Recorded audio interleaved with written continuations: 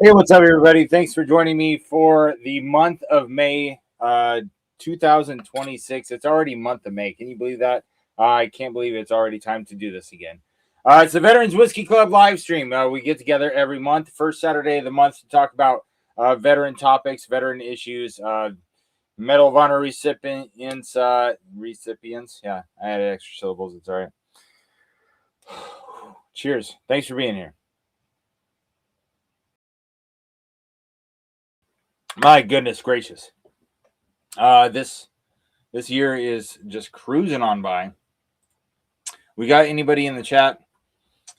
If you know any veterans that are not here right now that need someone to hang out with, need someone to drink with, let them know that they can come here and come hang out and have a few drinks with us and have a regular place to go to with like-minded individuals, because we don't want to be drinking alone, and we definitely don't want to be drinking and driving. Drinking and driving is bad, Roger.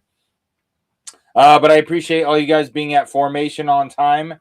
Thank you for being at formation. Dennis was here. First one in the chat. Mr. Mom's here. Orlando's here. Gerald's here. Good to see you guys. Charles, what's going on, Rye Guy? Eric Gunnarson's in the house. Good to see you. Hold on. Let me put the link in the chat, because this is an open bar, just like if you went to the American Legion or the VFW or somewhere. If you know a veteran, or if you are a veteran, you are more than welcome to just come up to the virtual bar stool, come have a seat, and this is the link I'm dropping in the chat right now for you to be able to jump on screen and come have a drink and share in the storytelling. Tell your stories, if you have stories you want to tell, and if you don't have stories you want to tell, you can just hang out. Who did I miss? There's lots of people in the chat that I missed. Rob, the shit show supervisor, is in the house. It's good to see you. Bourbon is in the house. The Rage en Cajun. He's not French. I'm just pretending. Sydney's in the house. What's up, Sydney? Good to see you, girl. Hope everything is going well with you and yours. Richie Z is in the house. Good to see you too. Hope everything's good. Audio, visual. Hope I'm coming in okay. Hope you guys can hear me all right. Dave R is in the house. Good to see you, Dave. Great Shot Mark is in the house. Good to see you. CJP. What's up, Corey? Oh, goodness gracious. Neo is here. Good to see you. Daniel is here. Sorry, guys. I accidentally closed you out.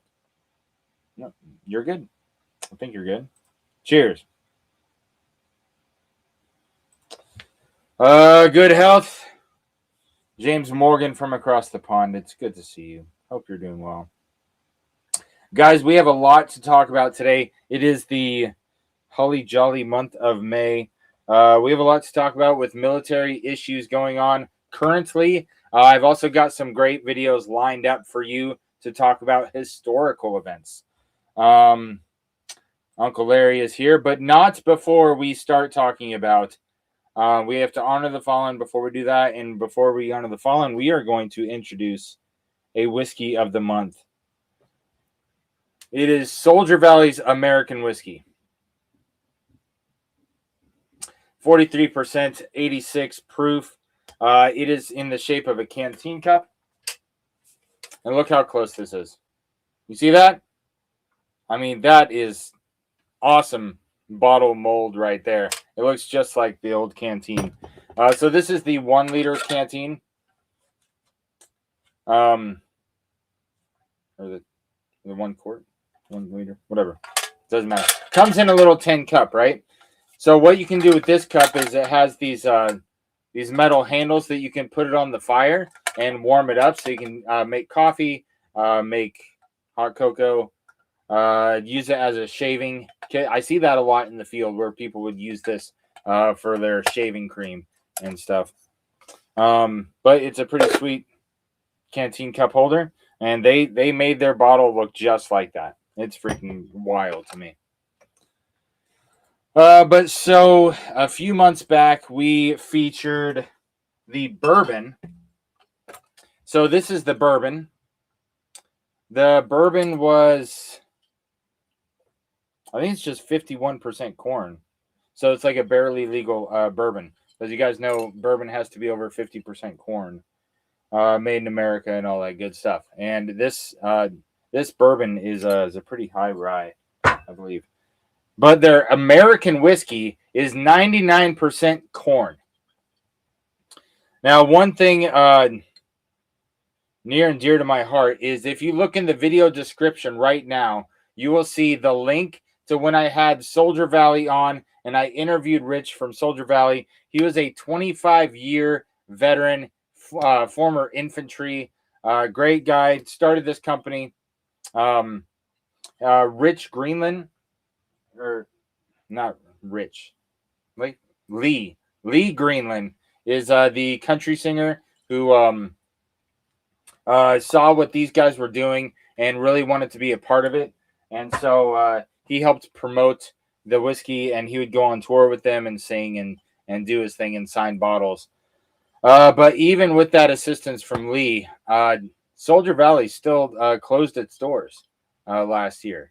And so if you go back and watch the video when I interviewed them, they at that time that they had no idea that was going to happen. But with the changes in laws and state taxes and all kinds of stuff that was going on where they were at, they had to close down production. So every month I bring you guys a new veteran-owned whiskey to share with you and put the spotlight on, so you guys can try it and you guys can share with others. Like, hey, have you heard about this great veteran-owned whiskey? And I need you guys to keep spreading the word every time I do this, because we failed Soldier Valley. They went under. They weren't making enough money to keep up with all the taxes and things that they got trampled under. And so, unfortunately, they closed their doors. But you can still find this on base because AFES bought a lot of it. And so I can still buy Soldier Valley whiskey right now. But when they run out of what stock they have on base, there's not going to be any more. So I will reiterate. I say again last. Every month I bring you guys a new veteran-owned whiskey, and I need you guys to help support them and help spread the word, Roger. So we got some people in the background. I'll bring them on while I turn my back to you guys and write this on the board. Drinking. So I'm sure you guys don't have. Dennis, Sean, good to see you guys. I'm drinking Soldier Valley. It is a 99% corn. So if you have a corn whiskey, then I'd love for you to join me with that. The only corn whiskey I had was mellow corn, and I don't have any more, unfortunately. What do I have that's really high corn?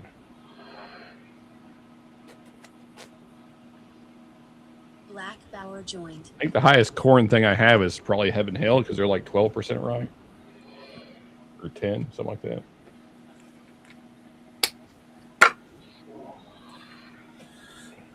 Cheers, Neo, Ernest, Bourbon, good to see you guys. And Bill is in the house as well. Cheers, brother. Top Mark. Cheers. Cheers, guys. Hey, guys, I appreciate you coming on. I can't thank you enough for the support. It means a lot to me. Yes, sir. We're always here for you, brother. Yeah, man. I appreciate y'all. Go around the horn while I put the poll in the chat. Let us know what you guys are drinking or what else you guys got going on. I'm looking up mash bills currently, Mark, so I can find the highest corn percentage possible. Okay, right on.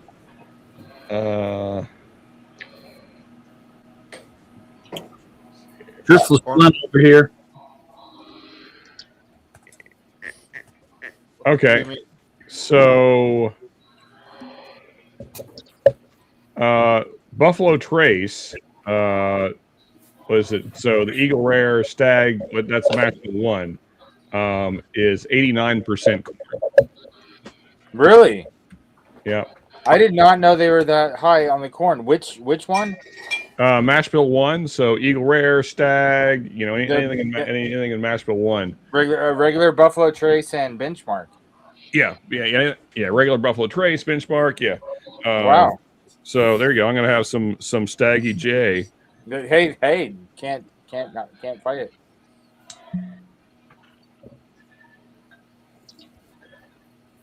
Appalachian Bourbon Society joined.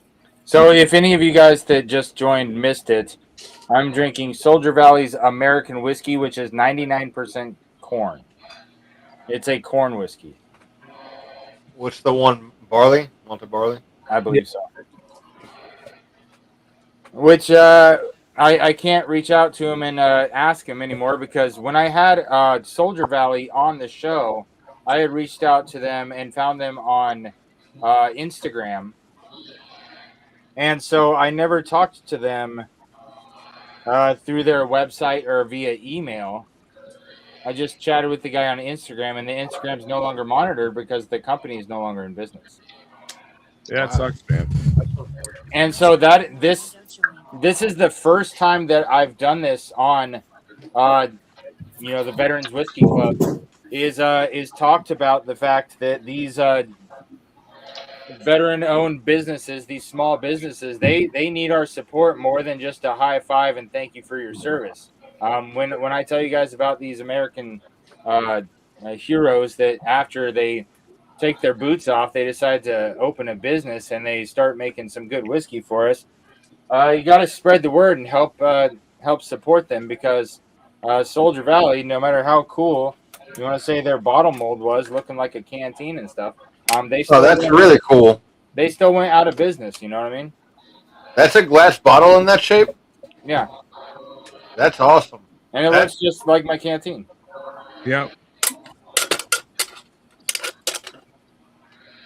Cool.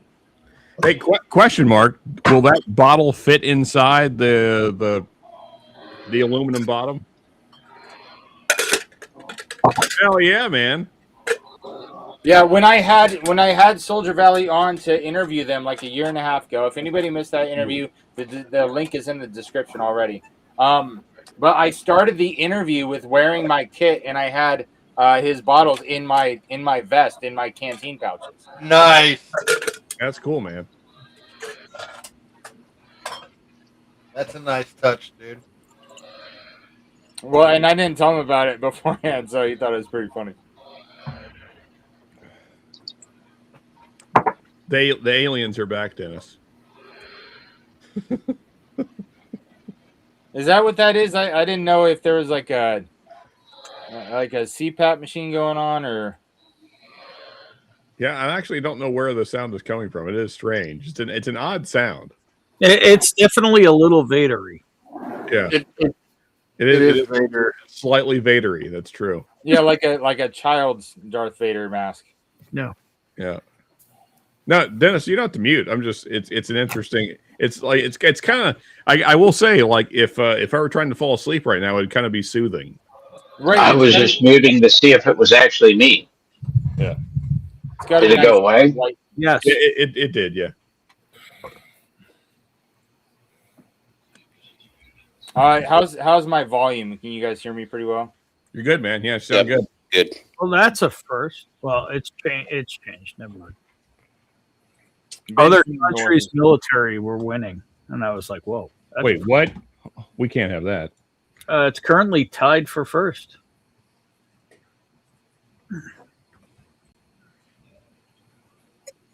What up? What's up, guys? Thanks for jumping on.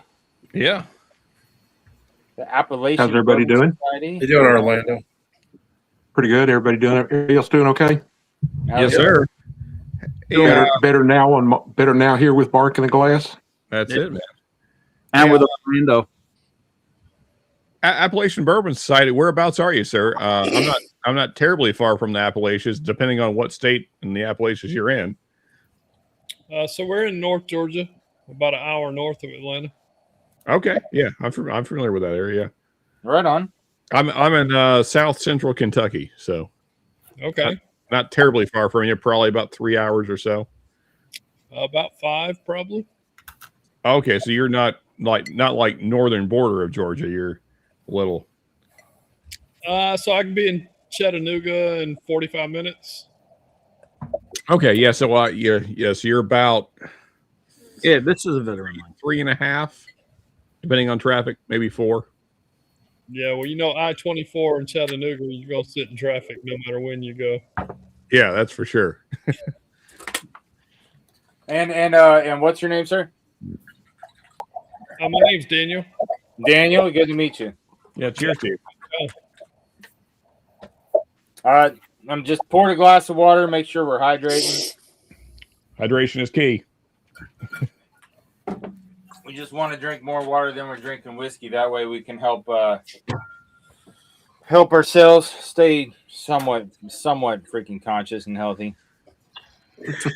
But yeah, so my little brother is around the Appalachian Mountain areas today. He's in northeastern Tennessee looking at property because he's thinking about moving his family a little further east, just for the climate. Because where he's at in Tennessee, they have all 4 seasons. The summer gets really humid, stuff like that. He wants to go to a little bit more spoiling of a climate.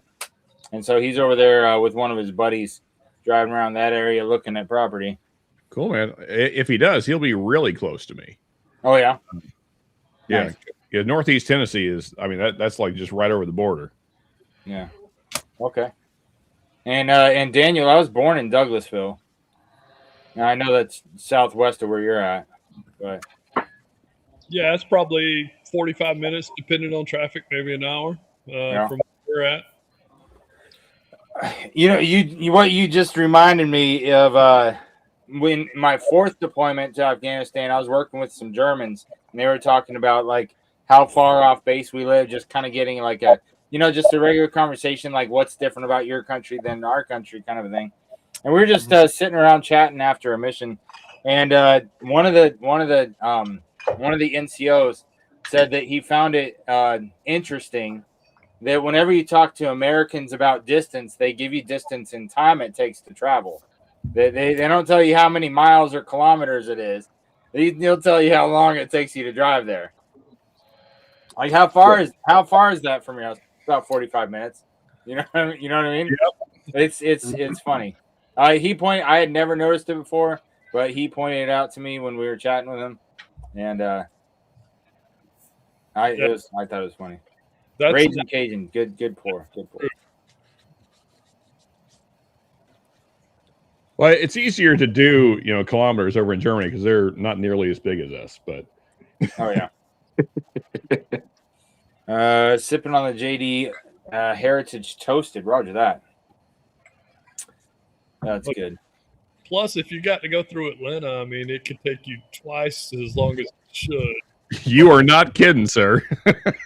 So the time makes more difference than the miles or kilometers. Yeah. You hit Atlanta anytime like around lunchtime or around 5, you might as well just park it. Yeah, you're going to sit for sure. USMM. So what do I put? Okay, so he's talking about the poll.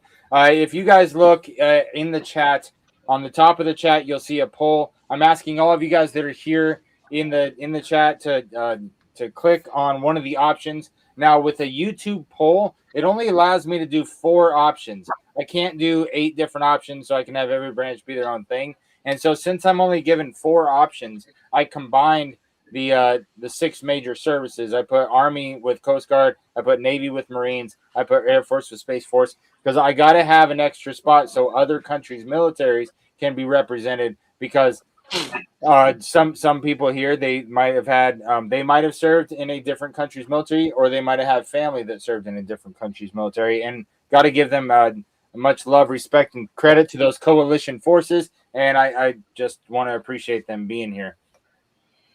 And so right now, where it's at in the poll, we'll check out the poll before we get on to honoring the fallen. We got a really close race. The Army Coast Guard is at 34%. Navy Marines is at 38%. Then Air Force Space Force is at 12%. And other countries' military is at 16%. Very close poll so far. Appreciate all you guys voting in it. And at the end of the live stream, we'll close down the poll and see which branch represented the strongest. You need to grow a beard to be on this stream. I believe that's against regulation. Is it not, Mark? Well, I can put in for a religious exemption if I would like to, but I don't. Oh, there you go. Okay. You have a JD toasted. I can get JD toasted all day on base for $60 out the door. And the ones that we have on base, we have a bunch of engraved ones now, Nice. which is Mark. freaking cool. Mark, I Nice. have a question for you. I have an answer for you. When are we getting into the Evans? Obviously, it's not tonight, but it needs to be soon. Into the what? The new Evan Williams. Evan Williams 250. Oh yeah. So I was planning on doing for June and July doing a the veteran bottle of the month for June and July, do the small batch, and then July do the single June small batch, July single barrel. You're gonna wait till July to taste that barrel? No, I'm not gonna wait to taste that. That's when I'm gonna have them be the bottle of the. I'm with you on that. I'm saying, when are we trying? Oh, I don't know, man. I mean, at least the 1783 is tradition for us, so you know. Yeah, Yes. absolutely. Anything but the metric system. Yeah, absolutely. Well, Independent Joe's here. Haven't seen you for a while, buddy. Hope you're doing Cheers, well. Joe. The birthday boy this week. Yeah, Roger Cheers. that. He had a Cheers, He had a Joe. birthday stream earlier this week. So happy birthday, Joe, for another trip around the sun. Let's see. Our grandfather was in West Germany, 45, surrendered 81 years. Oh, Roger that, Ben. All right, so we'll start off by putting Ben from the North's grandfather on the wall. We're going to get into honoring the fallen before we get into our other shenanigans. We don't want to spend too much more time doing other things before we honor the fallen. Now, there's how does that expression go, guys? That you die twice. The first time that your heart stops, and the second time is when the last person speaks your name. The second time you die. Something roughly to that effect, yeah. So we like to honor the fallen, whether they were born in the month of May or they passed away in the month of May. Regardless if they died while they were still serving or not. If they died while they were old and happy or old and grumpy, either way. So I'll put Ben's grandpa up there.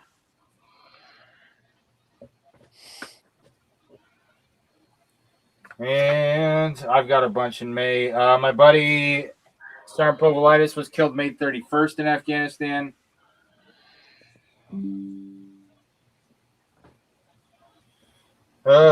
Swanson was killed in Afghanistan. He was born in the month of May.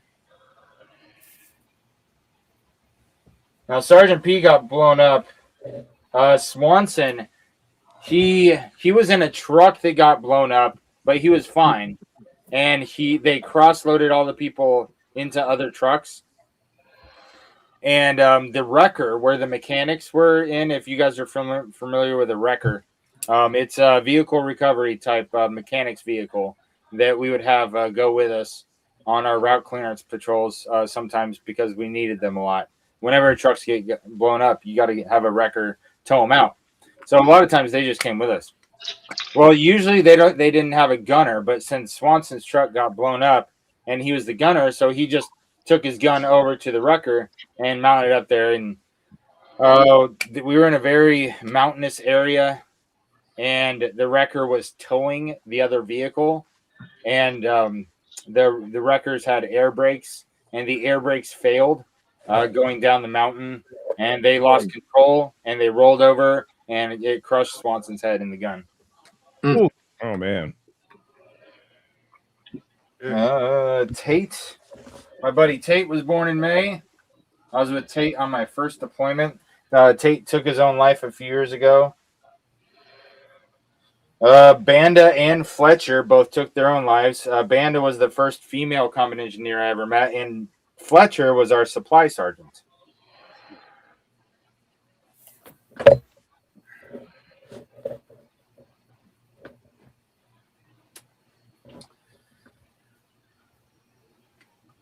A funny story about Swanson is one time we were in a direct fire engagement. We were in a tick. We were getting shot at, and we went to like the most basic training move where you have a squad where we start bounding on them. Like I'm up, they see me, I'm down, and we're bounding at this field, just shooting in front of it because we can't see where they're shooting at us from. There's just a few houses and tree line, and so we're just shooting that way while we're bounding up on them.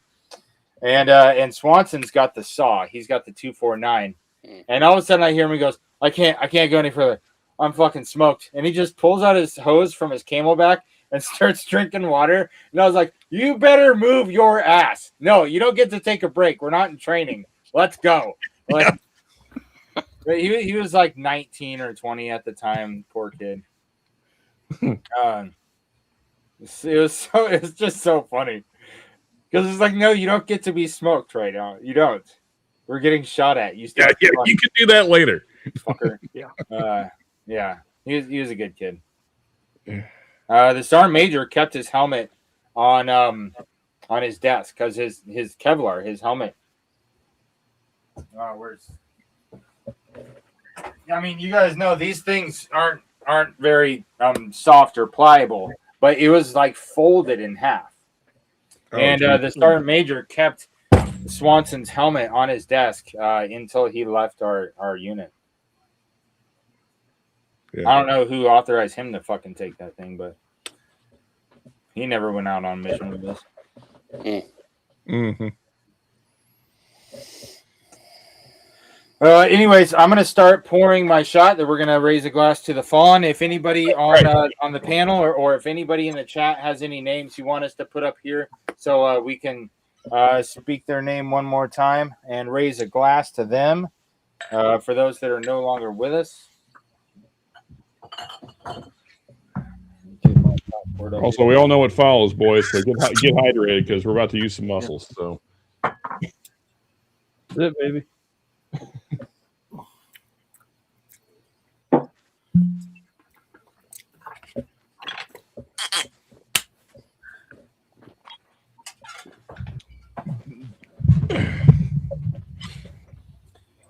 Remember, everybody deployed. Yep, there's a lot of people deployed right now. Appreciate you guys, absolutely. Yeah, Mark. Maybe you're going to go through this later. I'm not sure, but I was looking it up. We have 50,000 people deployed in and around Iran right now. So really, that's a lot more than I thought. Yeah. So yeah, pray for our. They're out there, man. 2 battle groups alone is a lot of people. Yeah. Well, but yeah, Mark, I'll let you do the thing, man. Yeah. Okay. May 20th. Would have been his birthday. Lost him 5 years ago. Hey, Charles, thank you for sharing, man. Charles' dad, Peter. Yep. Put him on the board. All right, Charles' dad, Peter, appreciate you. Mark, I sent you 2 people. Oh, dude, Orlando, thank you so much for reminding me.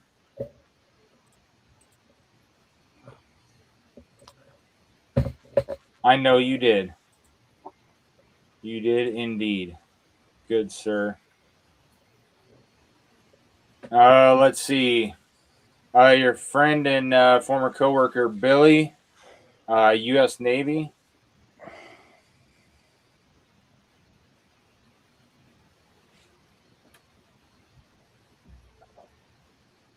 Also include my girlfriend Christy's brother, William, U.S. Army, 71 through 2012. Wait, he was in the Army from 71 to 2012? No, he was in the Army. He was born in 71. Oh, he's okay. So those were his. Yeah. Okay, those were his. I was like, no way, this dude was in the Army for like 50 years. No. He was born in 71 and he died in 2012. Gotcha. That makes so much more sense now. Yeah. Hold on. Let me show you guys. All right. So Orlando went above and beyond the Call of Duty, sent me pictures to go along with the names that I'm putting up on the board. Yeah, it's awesome. And so this was who to you, Orlando? This is my girlfriend Christy's brother. Okay. Her younger brother. Her only brother. Gotcha. And actually her brother, her dad, and her mother all served. hats off to him, man. Yeah.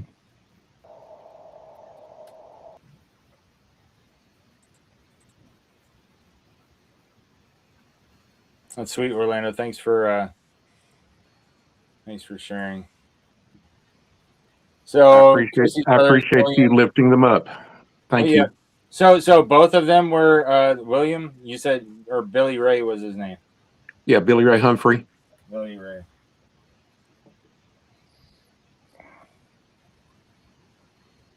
Billy Ray Humphrey and William. Awesome.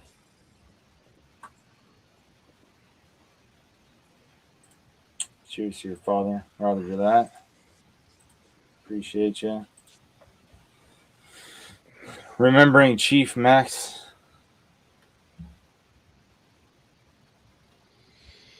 You're gonna need another board tonight this month. Wow. Uncle Frank, Vietnam vet.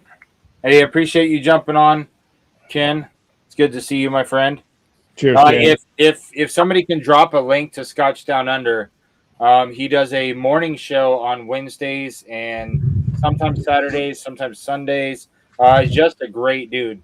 Great dude to wake up with. I drink my coffee on my way to work listening to Ken in the car.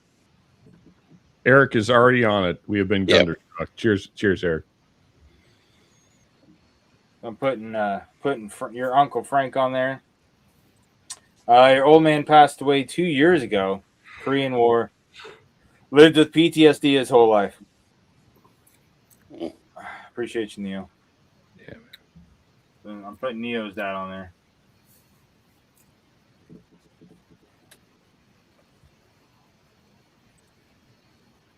Yeah, Eric's got it under control. Cheers to your father.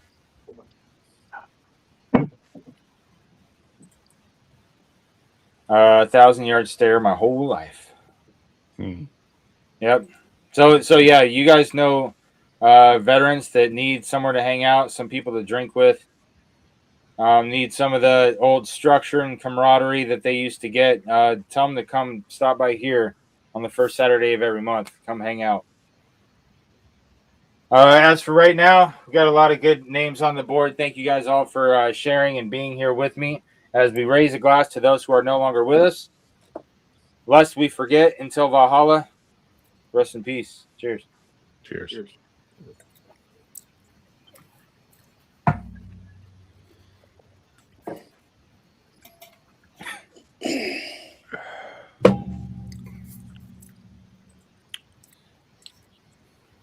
Hey, Jamie.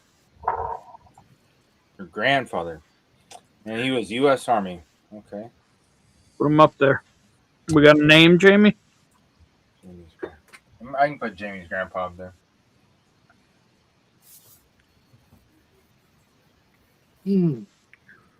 Douglas Jones. There you go.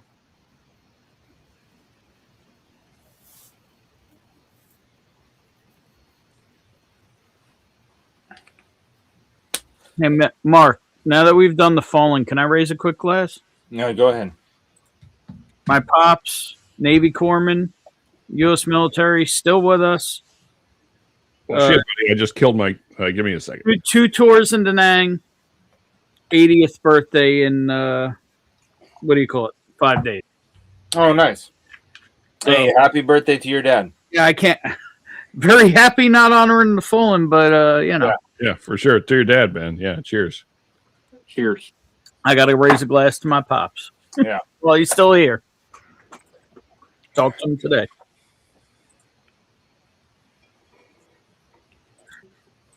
More is still coming in. Raging Cajun, too. Yeah. We may have to do a second one, Mark.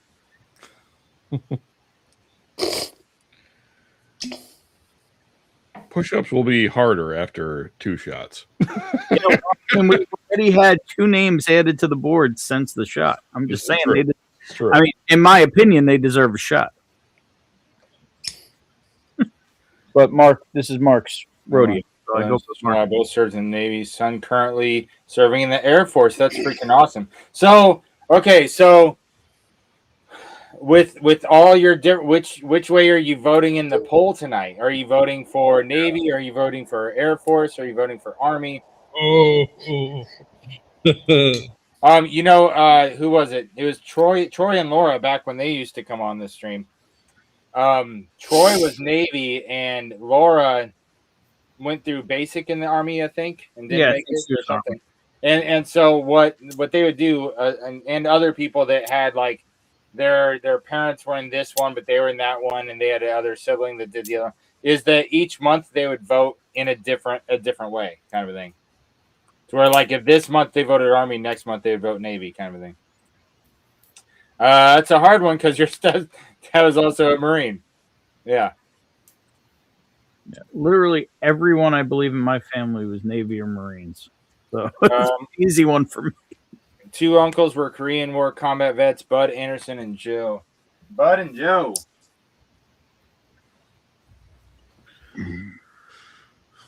So my mom's dad was in the Air Force during the Korean War, and I actually have his field jacket. After what was it? And my grandma, when she moved out of her house and finally had to get rid of all Grandpa's stuff, even though he had been dead for over 20 years, I somehow was the one that they sent his field jacket and his Air Force basic training manual of regulations and stuff, like the soldier's manual, but it's an airman thing. I got his book that he had in basic training and his field jacket.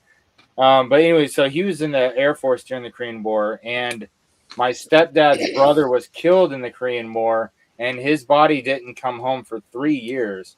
And still to this day, he tears up when he talks about how hard that was on him and his family, that it took 3 years for them to get his remains. That, yeah, man.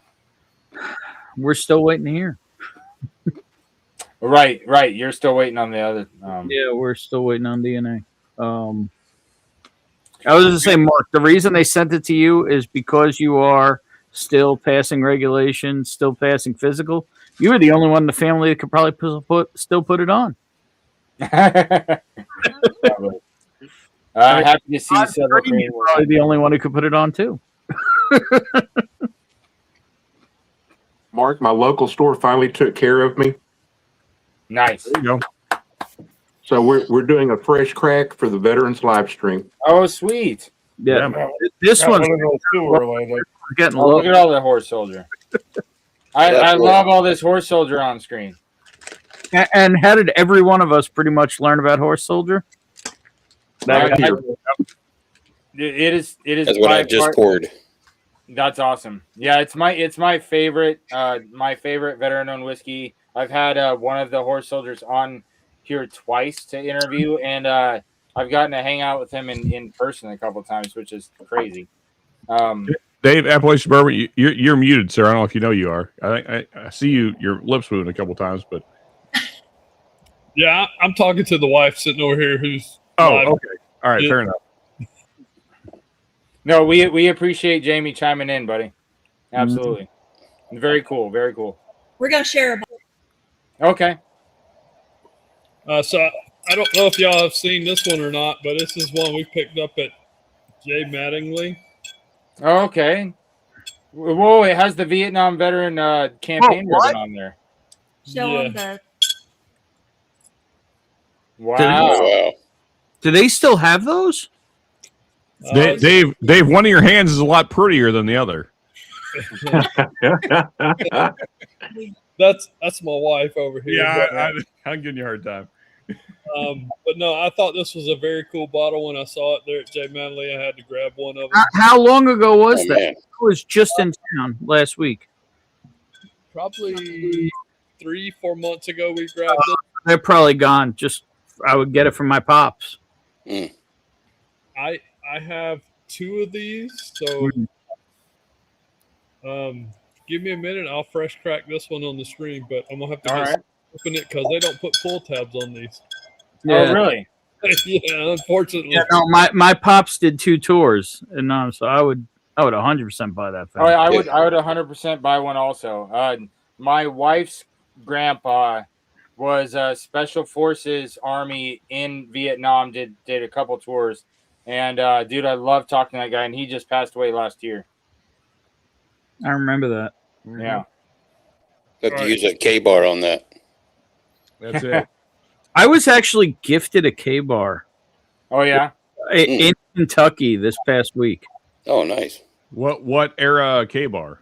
Modern, new one. But it's still in the box. It's actually an Army K-bar. Let me see if I can grab it. Hold on, 60 Men whiskey.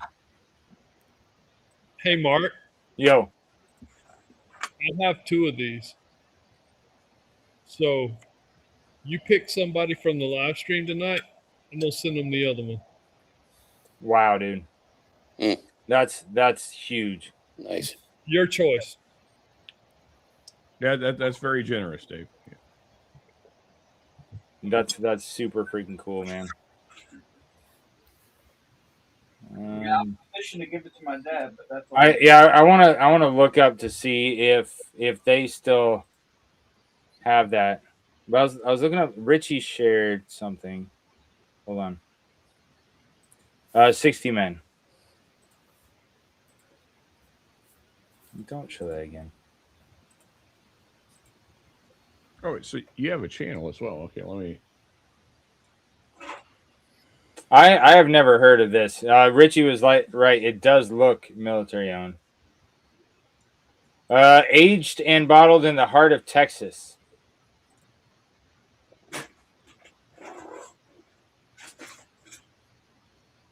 Which one was that? What distillery? Mark just deleted himself. He'll be back in a second. Hey, Dave. I don't know what just happened there. Yeah, I clicked on the website and it kicked us all out. That's fun. I was getting ready to say, since Mark's gone, we're all getting ready to disappear. Well, yeah, exactly. Mark, I don't know if you saw earlier, but I was using Streamlabs earlier, and the whole thing just crapped out. Really? Yeah, like Streamlabs just like everybody was just getting a spinning circle. And at first I thought it was me. It wasn't my internet connection. It wasn't YouTube. It was Streamlabs. Really? No, it's because you mentioned Don Henley. Well, yeah, that's or just the Eagles in general. Yeah. Yeah. Oh, that's crazy. I hope it doesn't do that again because we still have a lot of stuff to talk about, and For sure. we haven't even gotten to push-ups yet. Yes. Goodness. You guys heard when I was talking about the people I was putting on the board. Banda, Tate, Fletcher. They all took their own lives, and I know many other soldiers that I served with that have taken their own life. It's a mental health crisis going on in the veteran community, and on average, we lose 22 veterans a day to suicide. And so, in recognition of that, and to bring awareness to it, also because there's an expression that goes, "Many before me have fallen, so I must train harder." So every day we do 22 push-ups to honor and Army National Guard. That's an issue. So if you are willing and able to knock out 22, I'm knocking them out. Let's go. 1, 2, 3, 4, 5, 6, 7, 8, 9, 10, 11, 12, 13, 14, 15, 16, 17, 18, 19, 20, 21, 22.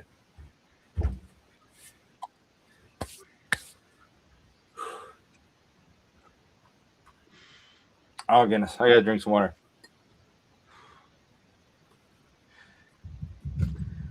Uh, 22 days. Yes.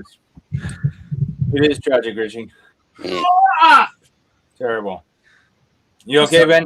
He thinks my fat ass doesn't get on the floor for these. You gonna make it? Yep. Don't die, Ben. Hey, do what you got to do. Mark, did you see this? I know you were talking.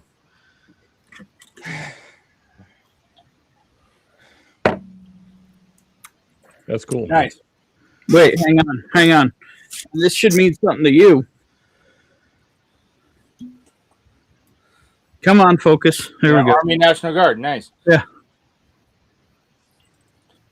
That's pretty cool. I wonder if that's something that a recruiting office ordered to Yeah, I really don't know. My buddy got it, and he's like, I have like multiple K bars. Do you want it? I was like, fuck yeah. There we go. Fresh crack. Nice. Do I want a legit K bar? Nah. I mean, the old K bars, man, they were made out of like titanium or adamantium or some shit. Very cool. I mean, I could tell you this thing is true leather stacked and everything, and it feels diesel as hell. I mean, I know it's not a 1960s or something, but Battleground Spirits. Let me write them on the board.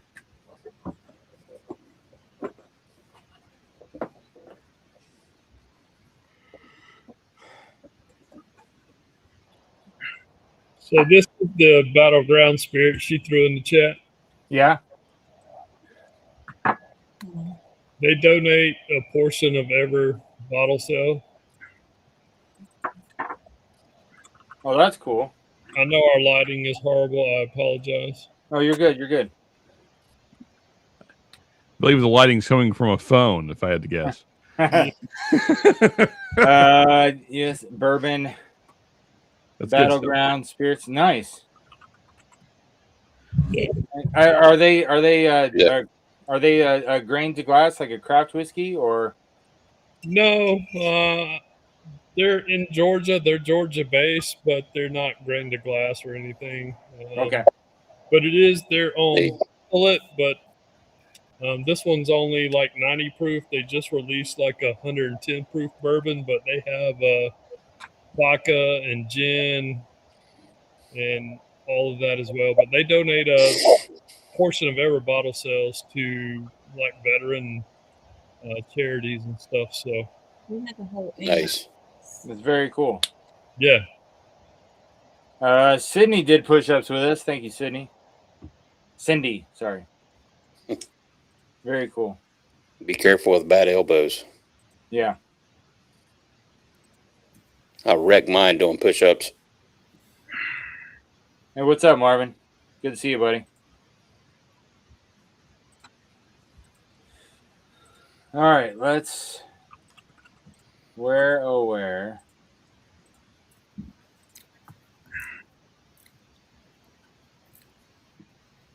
And you know, it wasn't just the us getting off when it closed down. Like all my windows closed, like everything closed. Mm-hmm.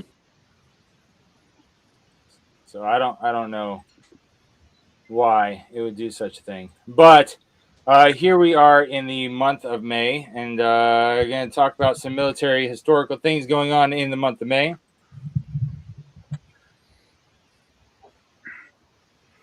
The month of May included the end of World War XI. Very cool. Hey! Here's to World War XI, guys. Yeah, roger that. So other historical military events in May. So Napoleon died in May. I did not know that. Oh, there you go. Cinco de Mayo. Yeah, That was his last Day. So Victory in Europe Day. I think last year we did a video on the victory in Europe. Battle of Corral Sea. Wait, You know, and fellas, if I may, sorry to interrupt, Mark. No, go ahead, buddy. I just wanted to say, I mean, we made it through 9 more world wars than we thought we did. So, I mean, hats off to us. Cheers, fellas. Yeah. How good are we? We barely even noticed those other ones. It's just a blip on our radar, basically. I can't believe people are still talking about World War III here lately. Yeah. I mean, have you seen what's going on in the world? It's not going great. Military Appreciation Month, Armed Forces Day, Memorial Day, Military Spouse Appreciation Month. Let's see. There was another. Hold on a second. So, have you guys heard of Loyalty Day? Good morning, comrade. Loyalty? Yeah. I can't say that I have. No, I've never heard of this one. Nope.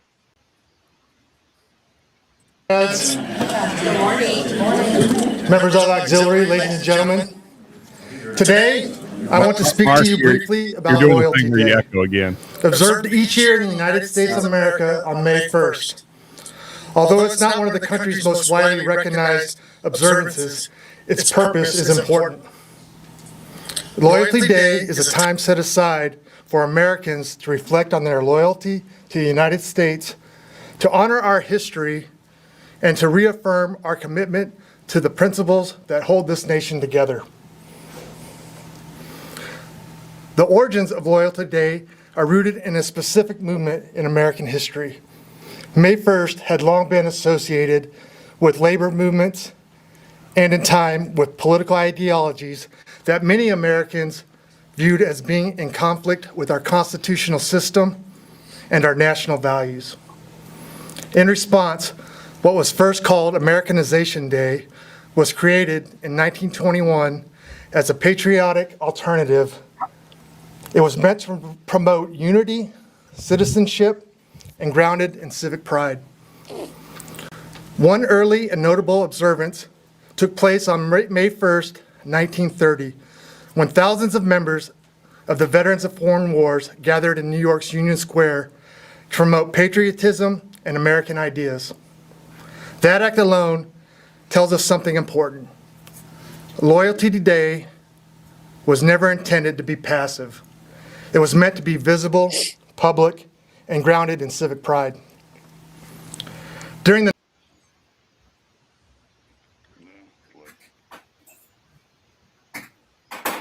Still muted, Mark.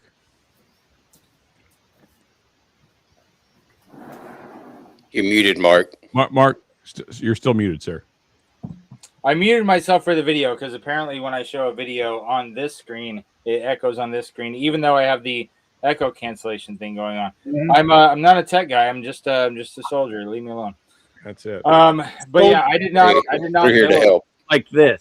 I'm just saying. I didn't know of Loyalty Day. I just found that it was a thing that is a May 1st, and I thought it'd be interesting to share with you guys. Along with you guys saw Military Spouse Appreciation Day is on the Friday before Mother's Day. Okay. So I don't know. No, I'm just gonna mute myself. That's a good idea. There I'm you just go. kidding. Wait, hold on. Where's the? There we go. Hold on. I've been in a lot of ceremonies where the sailor will say, "Well, I couldn't have done this without the support of my spouse," and that's absolutely true. We just could not do our business without our spouses. Our spouses stand shoulder to shoulder with us. By virtue of the oath that they've taken to one another, they are drawn into this oath that we take to support and defend the Constitution. Oh my goodness. Military Spouse Day. Didn't know that was a thing. But you guys also saw in the thing. Hold on, what else is going on in the month of May? Armed Forces Day. So you guys, we already talked about in the poll. There's a poll in the chat. Sorry. So in the poll, you can vote for which military service branch you are representing. And Armed Forces Day is a day to recognize all branches. Oh, that one I have heard of.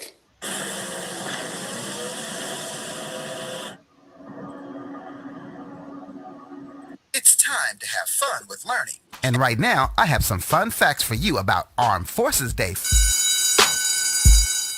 So I love learning about new stuff. And right now, I have a question for you.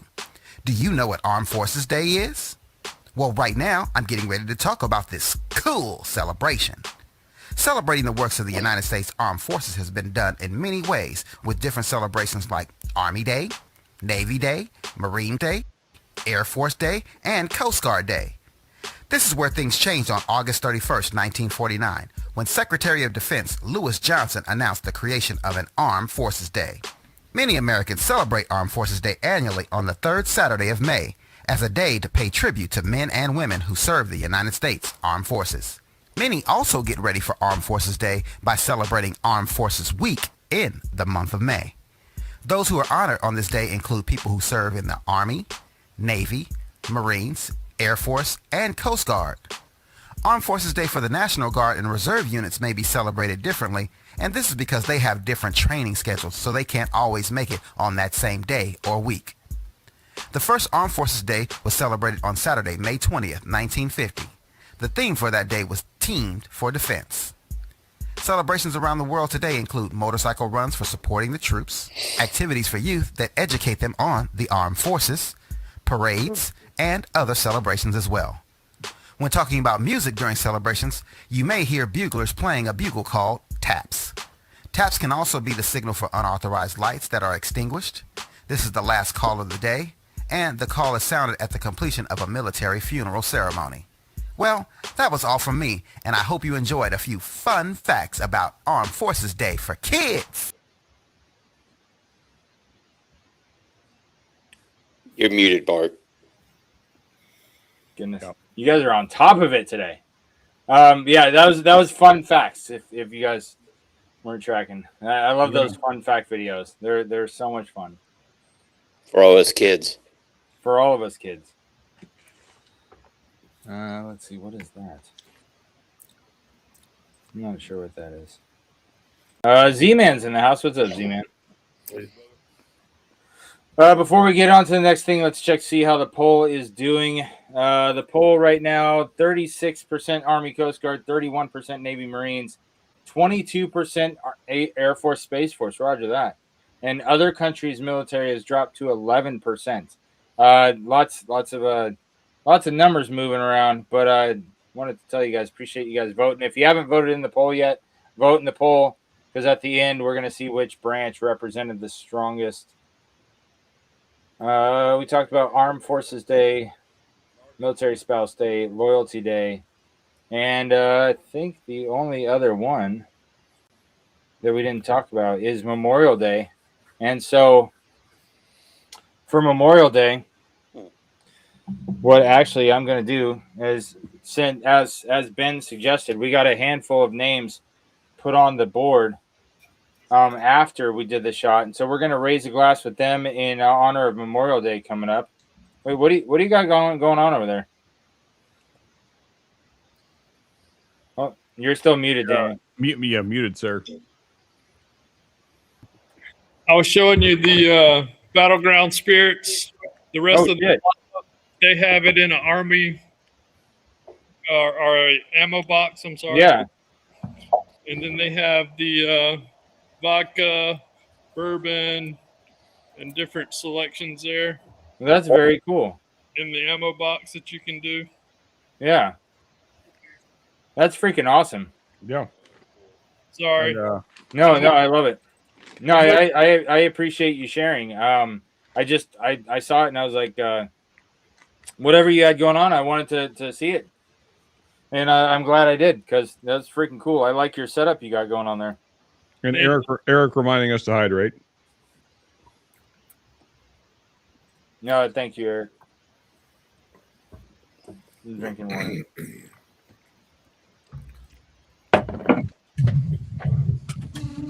That is battleground spirits. That, like I said, they had the vodka and the bourbon and gin and all that, but you can get it in their ammo case, which I thought was pretty cool. And that is pretty cool.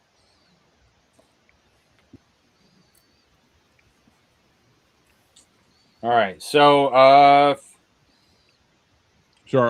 we doing an official cheers to?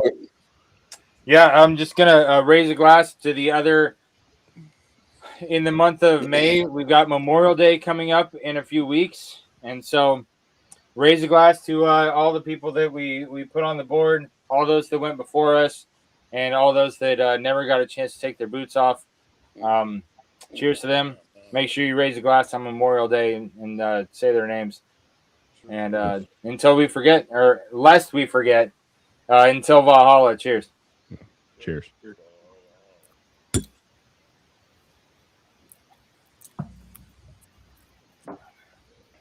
Goodness. Thanks, guys. Lest we forget. Yep. Appreciate you guys. So after we honor the fallen and get into more military history, one of the things that I like to share with you guys every single month is Medal of Honor recipients where their actions took place in the current month that we're in. And when it comes to the month of May, you guys know who Desmond Doss is?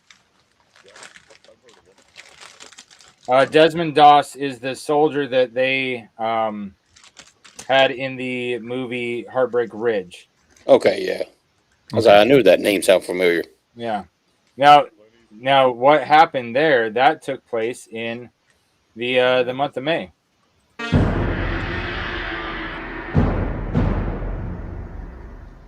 My dad bought this 10 Commandments in Lois Pratt Illustrated on a nice frame.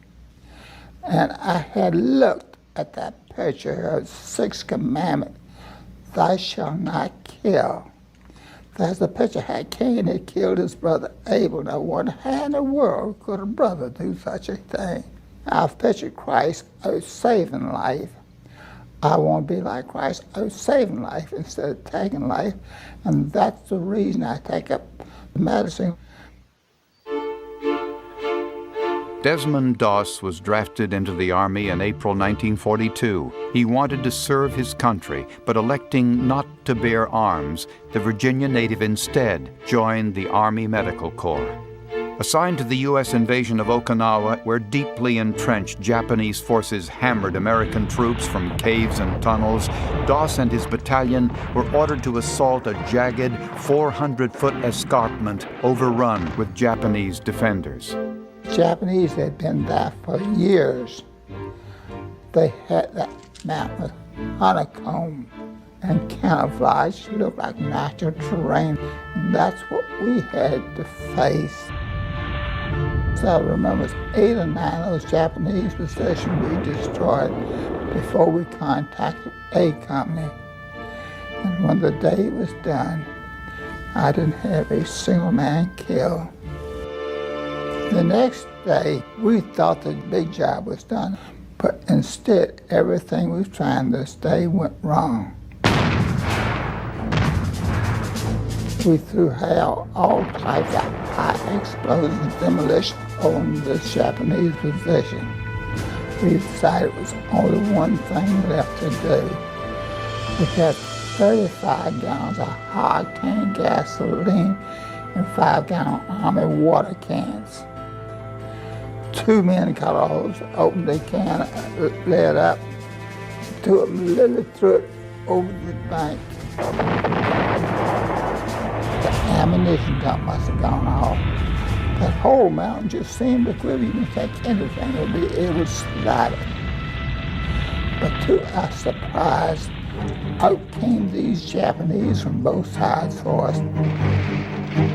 Showering Doss's battalion with artillery, mortar, and machine gun fire, the Japanese drove the majority of the group back down the face of the escarpment.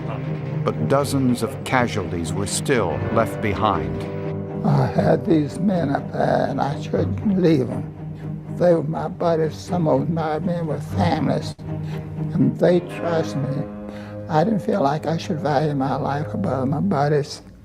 And so I decided to stay with them and take care of as many of them as I could. I didn't know how I was going to do it. Doss remained to tend the wounded, dragging them to the cliff's edge and attempting to lower them down the escarpment. But I didn't have enough rope to do the job like it should be done. Then the Lord brought to my mind that knot I learned in West Virginia I'd never seen or heard of before.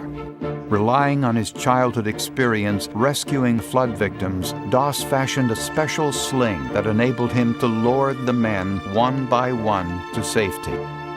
So I just kept praying, Lord, please help me get one more, until there was none left. And I was the last one down. By nightfall, he had managed to rescue 75 fallen comrades.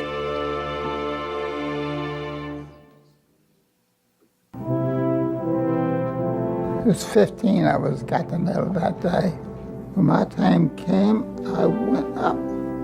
President from man, he came out and he stepped over the line and caught me by my hand and shook my hand like an old-time friend, somebody been knowing all his life. He didn't even give me a chance to get nervous.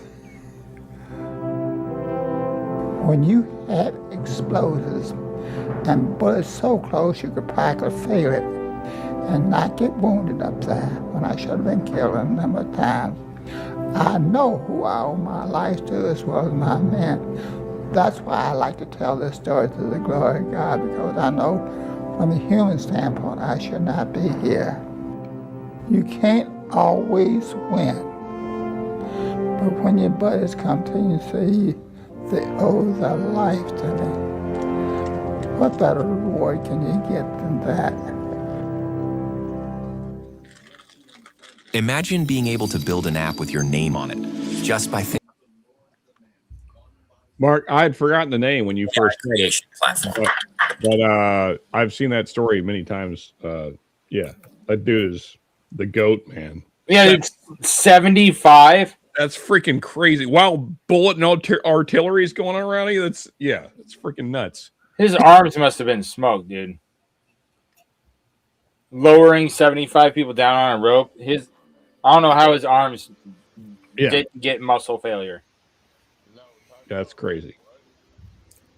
Well deserved Medal of Honor recipient. Oh, yeah, absolutely. So the only word I have for that is that wasn't his hand. That's in Hebrew. It's Yad Vashem. That's what they call the Holocaust Museum in Hebrew. In what do you call it, Israel? But it's the hand of God. Oh yeah. There's no way a man without God's touch did that. Just Divine saying. intervention. Whatever God you believe in, whatever something something in the universe pulled those up. Human muscles can't do that. Yep. And also to not get shot or blown up in the process, like that's what I'm saying. That man was literally divine. Yeah, ridiculous. Yeah, it's. And Sean, you well know my belief structure, so like to say that is pretty big. Yeah, I know. I'm happy to hear you say it, but yeah.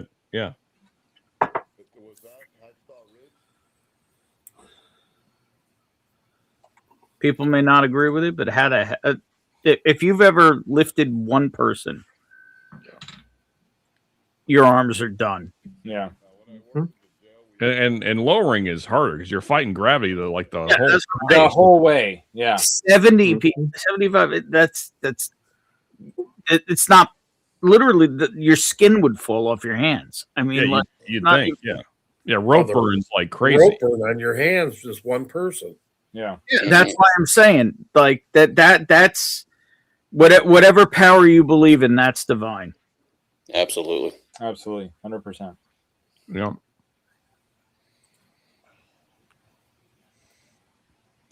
Time for water. Oh yeah, water. Yeah, I'm about out of this. Drink some freaking water over there. Huh? Oh goodness.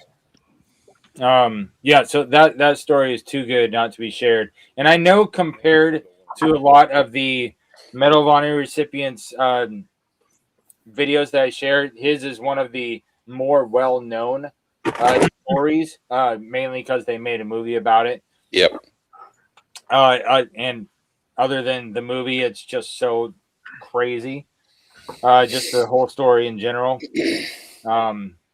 Most of the other Medal of Honor recipients I share are ones that we've never heard about just because it wasn't a best-selling novel or it wasn't a blockbuster movie event. And so that was from World War II. This is Captain James Livingston, a U.S. Marine from Vietnam. Next one. We're going to share and learn about what happened with him real quick.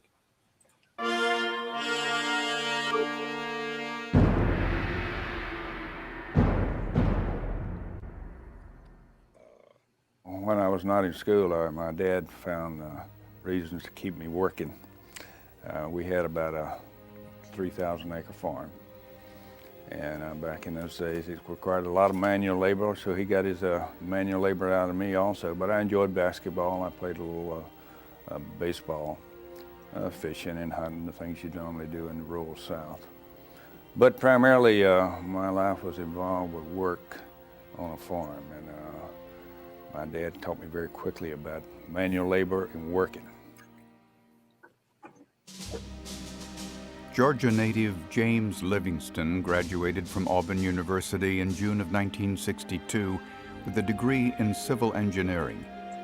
Before graduating, he received an Army draft notice, but he chose instead to enlist in the Marine Corps. I was going to do my time. As a matter of fact, I recall they even offered me a regular commission. And I wouldn't accept it because if you accepted a regular commission, they wouldn't give you the $300 to buy your uniform. So you can tell I was not committed to a stay in the Marine Corps. I wanted to stay my required time and get out and go into engineering. But I enjoyed the stay, and I stayed for 34 years. Livingston saw combat in Vietnam starting in 1967 and would serve as commanding officer with Echo Company in Kon Tum Province. In May of 1968, they were defending a bridge on the Quai Viet River when the nearby village of Dai Do was seized by the enemy. And suddenly I got a call from my battalion commander and said, we're in a real problem here. Most of the battalion is engaged. We have lost a significant number of Marines, so we're going to bring you back and have you join the battalion. And we started moving down the Quai Viet River towards my battalion. And we had to fight our way all the way down. The North Vietnamese were almost to the point of closing the river. So we were in a firefight the whole time up to the point we linked up with the battalion. And Golf Company was basically surrounded. And we didn't know what the size of the contact was. So I called my Marines, particularly the young lieutenants, in about 4 o'clock, give them a mission order. We were going to attack across this rice paddy, which is about 500 yards. And we had all kind of supporting arms. We had gunships. We had air of all sorts. We had naval gunfire, artillery orders, you name it, we had it. We kicked off after I told them all to fix bayonets. This is probably the last bayonet charge of the war. And we moved across about 500 meters and saw it.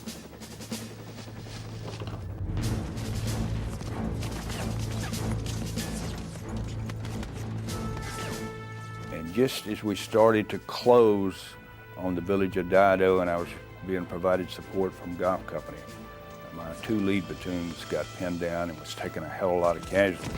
We were taking direct RPGs, we were taking all kind of machine gun fire, even though we were pouring all this fire back on them.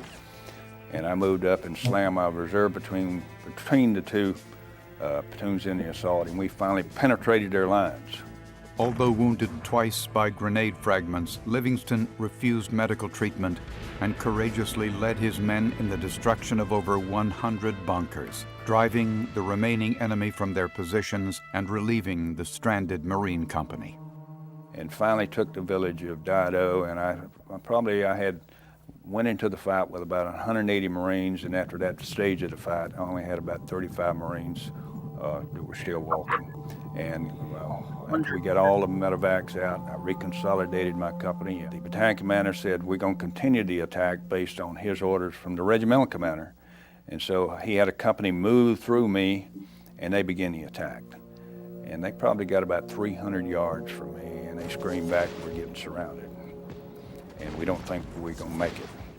So I packed up my 35 remaining Marines, and this was without any orders.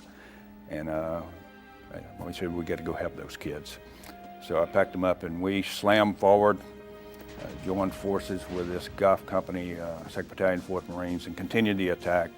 Probably about an hour into that fight, after seizing a series of ridge lines and rice paddy areas, we found myself facing North Vietnamese with a 50 caliber machine gun, one of the old machine guns that was used to knock down airplanes primarily.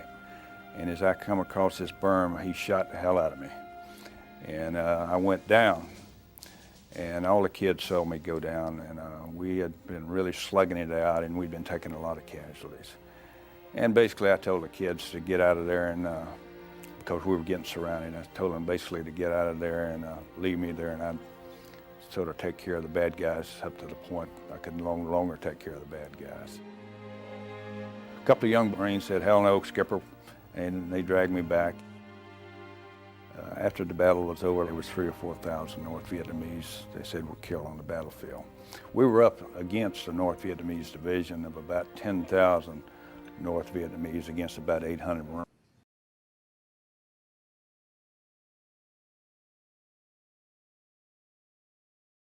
Something never crossed my mind, frankly. And it was not about medals with me. And this thing, it took about 2 years to work it through the system, and I was at Fort Benning, Georgia with the U.S. Army.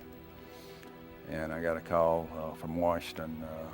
It said, you're going to get a chance to come to Washington and meet the president.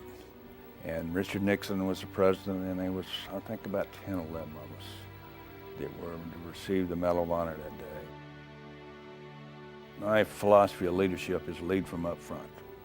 If I'm willing to do it, then I can ask you to do it. I always thought we were going to win at the end of the day, and that was the kind of confidence I had in myself, frankly, and I had most of all, I had the confidence in the Marines. And those young fellows, I mean, were absolutely wonderful. I mean, I never had any difficulty with any Marine saying, boss, I don't want to do this. I mean, every Marine I asked to perform a mission. Mark, you got to mute yourself again, buddy. The last battle, 67, 68, when I received the award, or recommendation for the award, was a tough day. But at the end of the day, WECO come through like champs. And I think the award is for them, not for me. And I know a lot of recipients say that, but I really mean that honestly. And I try to wear it in remembrance of them. Absolutely. Did I hear that right? That after he got hit by 2 grenades and all that stuff, he got shot by a 50 cal? After work. Well, he was facing that. I don't know if he... World of Warships, naval combat without pressure. Did you kill that video, Mark? About 5 o'clock that morning on the... I don't know if he got hit by it, but he was definitely staring it down. Right, and he said, and they shot the hell out of me. And I went down. Yeah, that's what he said. Yeah, I was like, hold the phone. Yeah, they dragged him out. Possible? Is there anything left of you after you get? I mean, that's my question: is where did he get hit? I mean, like, does he have his limbs still? Like, I can't imagine. It was only a flesh wound. Yeah, I don't. Yeah, I kind of like. There's no way. Has anyone ever survived a shot for a 50 cal? There's no way he got shot center mass. Clearly, no. That's absolutely why no center mass. Yeah. I mean, it's an anti-tank round. You yeah. Yeah. The human body doesn't do well as a tank. It had to be grazing shots, because any direct contact with a 50 cal, you're losing hands, arm, leg, head. Yeah, exactly. Yeah. Mark, what was his name? I'll look it up. Yeah, that's it's crazy. Yeah. Captain James Livingston. You know, on the previous story, Mark, I just wanted to add, I meant to before we moved on, but as males, our natural tendency is to shoot back when people are shooting us. That fellow didn't even have a gun to shoot back. Like, right. That is, and intentionally, like, he chose to not. Yeah. Like Absolutely. that is like going into combat without a rifle is That's bananas. No. yeah. Yeah, a man He of conviction. he was religiously opposed to it. Yeah, I mean, yeah, a man of conviction for sure. Like, yeah, that's it's incredible. At last, hit by machine gun fire and unable to walk. I would say. So I guess he got hit in the legs with a 50 cal. I'm guessing he could be an amputee. Yeah, could be. No, let's look that up. Which is not the important part of the story. Oh God, no! The fact that he's got balls the size of the universe is the important part of the story. Well, and that so he said that he took 35 Marines to go link up with another company of Marines. Well, he said they had 185 and he was down to 35. Right, and so but 150 men. Yeah, 35 is like the size of a big platoon. And so he went in to go link up with another company or battalion of Marines to help them because they were getting attacked by a division. Yeah. And at the end, he said that there was up to 10,000 in that division that they were fighting, right? Mm-hmm. And he said, so it was a fair fight. Sounds like a Marine. Yep. Yeah. You gotta love that. Yeah. All right, so I got one more Medal of Honor recipient video for you guys. Then we're gonna move on to current events. But the way that this story is told, I wanted to share with you guys because it's fantastic. Hey, Mark, as always, thank you for doing this. Oh yeah, sure. What's up, Mojo? What's up? I thought I heard somebody. Yeah, somebody said something like, "Yeah, when don't let the hard days win." Yeah, absolutely. But yeah, good to see you, Mojo. And I saw Jeremy jump in as well. Good to see you, Jeremy. There he is. Jeremy's in the house.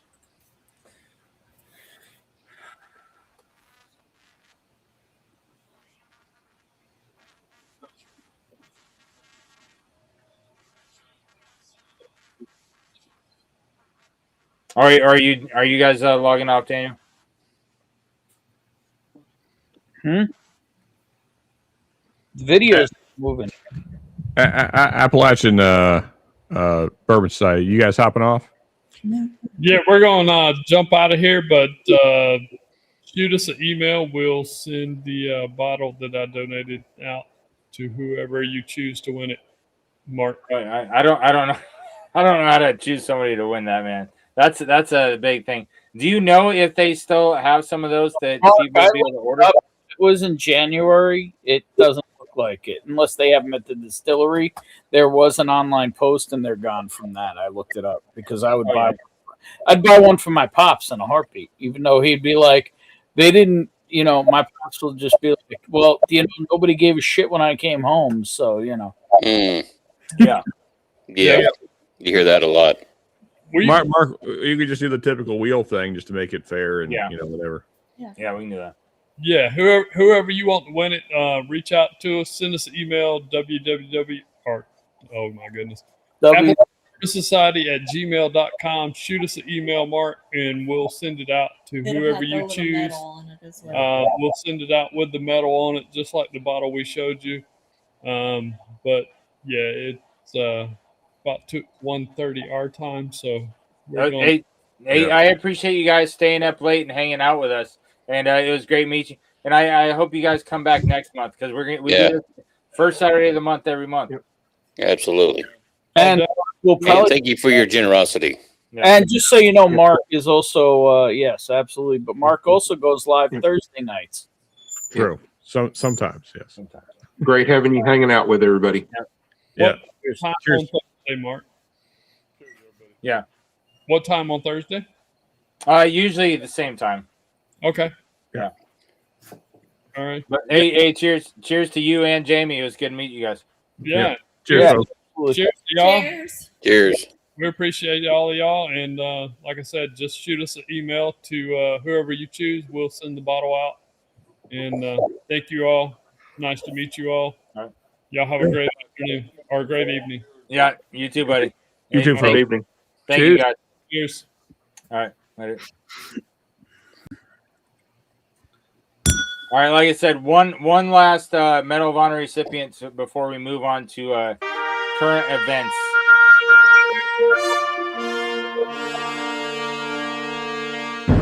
Hey, thank you, Richie. Appreciate you. Everybody drop a sub. It's free. I started out my career as a national I met guardsman this guy. in El Campo, Texas. Oh, lived there. man. I retired.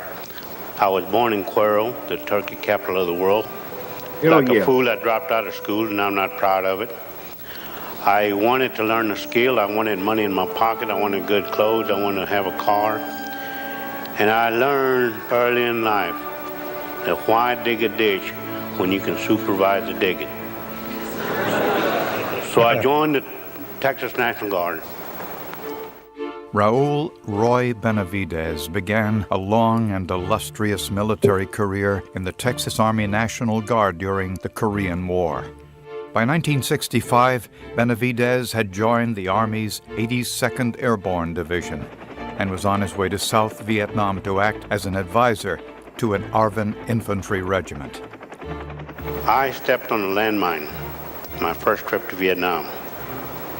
I woke up at Clark Air Force Base in the Philippines. I was declared never to walk again.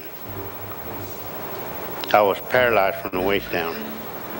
So I used to slip out of bed at night, and I'd crawl to a wall, and I sat against the wall, and I backed myself up against the wall and stand there, trying to move my toes right and left, right and left.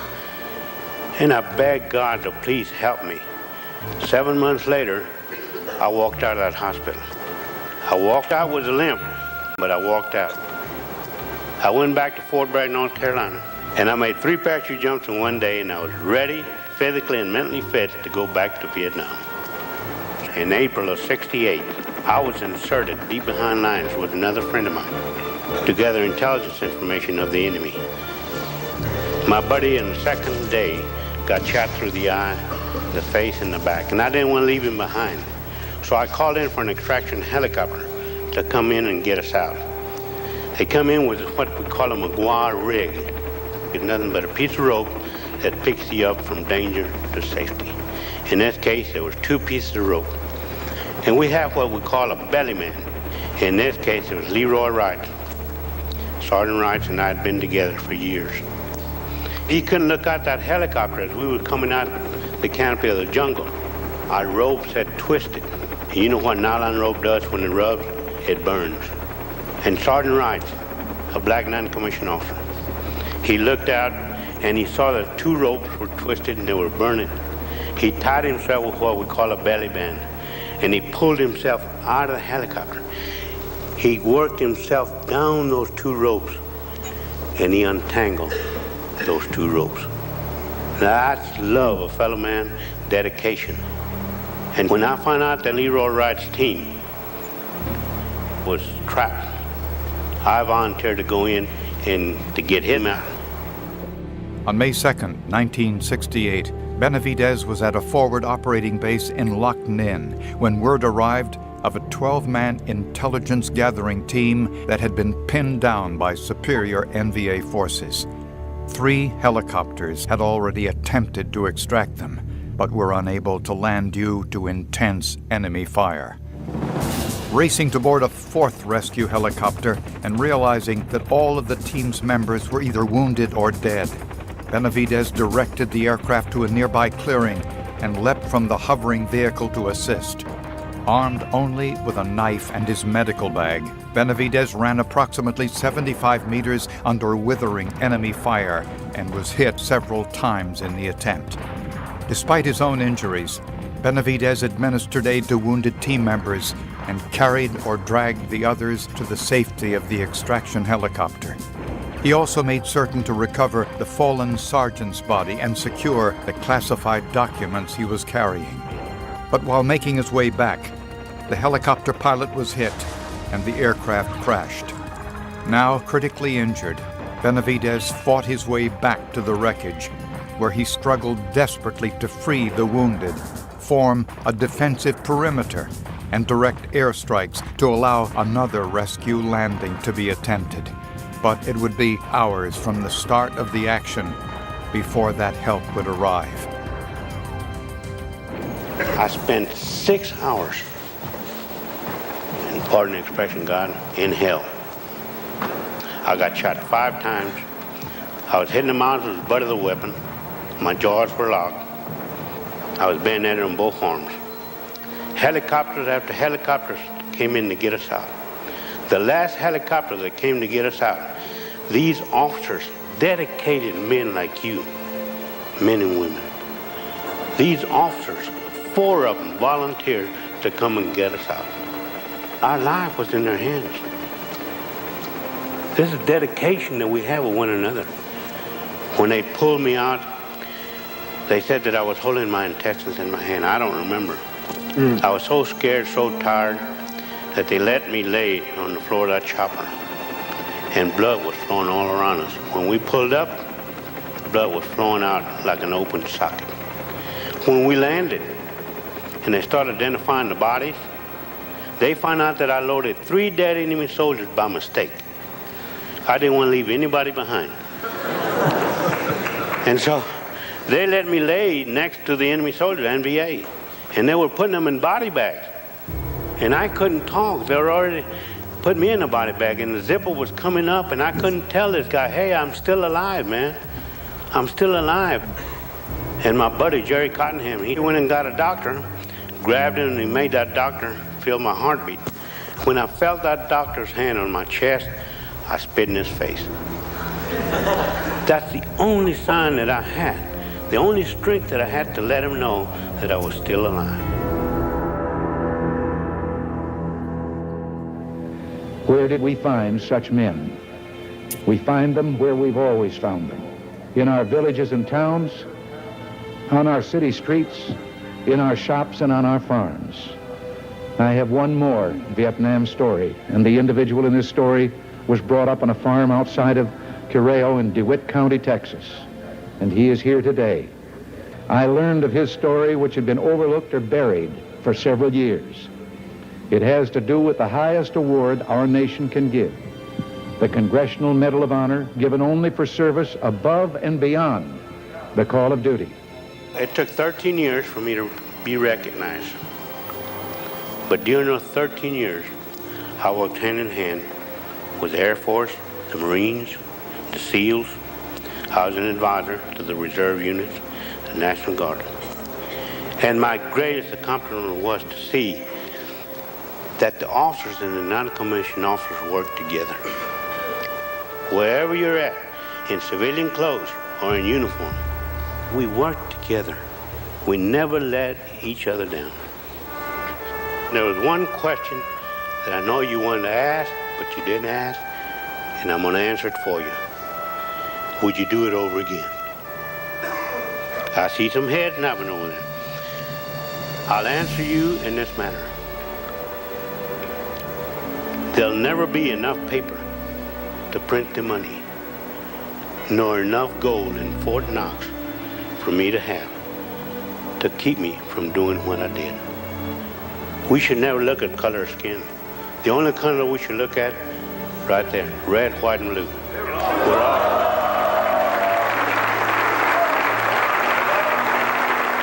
We're all Americans.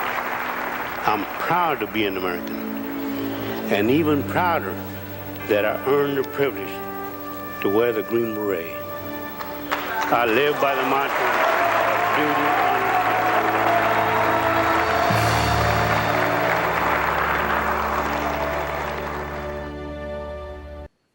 Man, I wish I had been blessed with 1/4 of that man's cojones. Yeah. And now everyone gets a beret.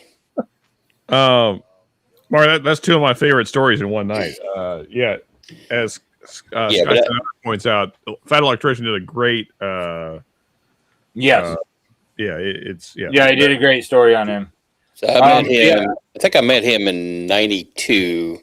Oh, he was going to advising for recon school I was in. That's super cool. Yeah, dude's freaking ridiculous. Yeah, it's just like he's just like, yeah, they said I'll never walk again, so I'm just gonna while they were all sleeping, I'm just gonna teach myself to walk again. Fuck you. Yeah. And then after that, he goes back. Dude, he took a bayonet in each arm after getting shot 5 times, and then he starts loading people onto a helicopter. Like, bro, Yeah, that was that was close combat. And he didn't leave anybody behind, so he literally loaded the enemy too. Yeah, just to be sure. Yeah. Yeah. So great story. Freaking love that. Everybody should know those stories like that. And that's why I'm here every month sharing. Yeah, that's why we raise a glass to you for doing this. Yeah, man. All right, cheers. Speaking of, I needed something. That guy's incredible.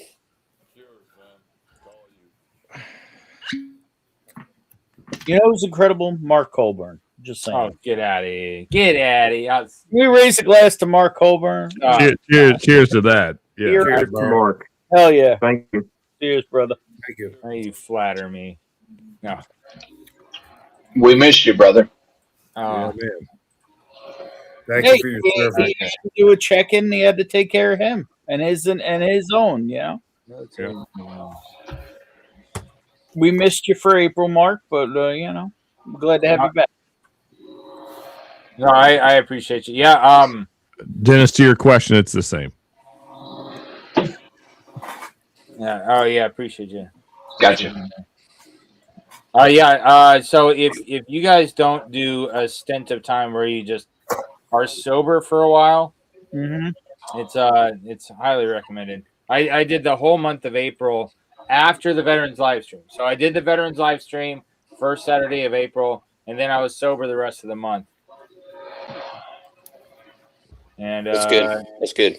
I bet the whiskey tasted fucking amazing tonight, though. And can we get an after action report on that, Mark? It was okay. So the big thing is that the first week I was staying up late just because I couldn't sleep and wanted to drink, and I was playing video games and playing on my phone and shit, and just like I gotta go to bed. It's fucking stupid. But after the first week, I was able to go to bed much earlier and easier. Okay. That's good. How good does the whiskey taste tonight? No, it's great. Unfortunately, like I said, Soldier Valley is out of business. They did not get enough love. They didn't get enough love. Bottom line in the story. So Soldier Valley, the interview that I did with them is in the video description. You can go back and watch when I interviewed Rich and had him on and talking about Soldier Valley. This is the American whiskey. It's 99% corn, and they went out of business. But fortunately, AFES bought a bunch of it, so I can buy more of these on base right now. But when they run out on base, there's not going to be any more because they went out of business. So like I said at the beginning of the stream, every month when I bring you guys a new veteran-owned whiskey, you guys got to show them some love and support and share, share with people and tell your friends, hey, you don't need another bottle from Buzzard's Roost or the fucking Reveries or any of these other NDPs that are selling you Green River for $150 a bottle. You can support a veteran-owned whiskey. I know I gave you the name, but I got a name and I got some numbers for Weldon Mills. Did you get that info yet? I don't think so. All right, I'll get with you on that. Is somebody running a vacuum or something? Yeah, he has a Darth Vader doll that just breathes all the time. Oh, okay. We don't actually know what it is, but we just assume there's a mini Darth Vader there. Oh, okay. I actually am curious where the sound is coming from. I am too. But first, how many...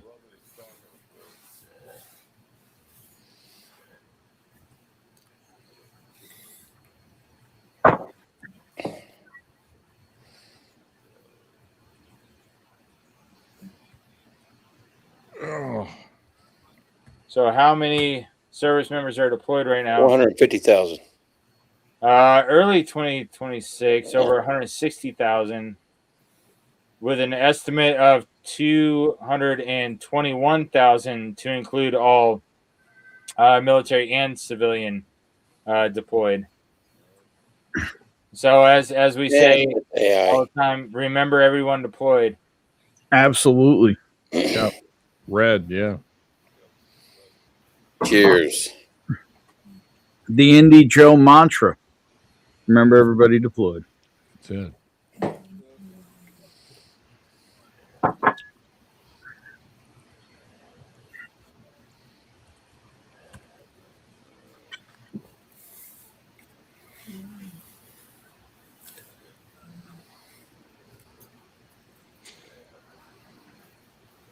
Over 50,000 are in the Middle East alone.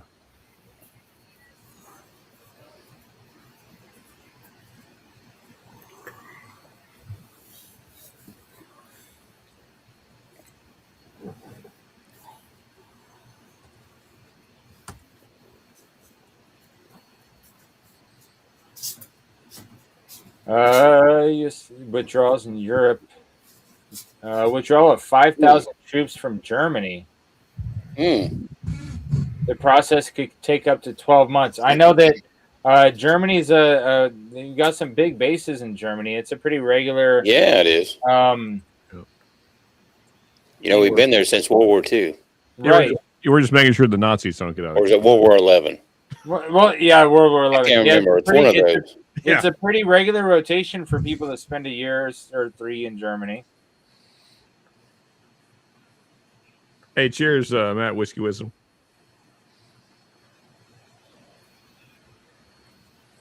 Where's that link? It's posted. Is it not pinned to the top? I don't think I pinned it, did I? I don't think so. No, I had to search when I first came in, but that was many hours ago. That was years ago. Yeah. Cheers, Rusty. Cheers, Rusty.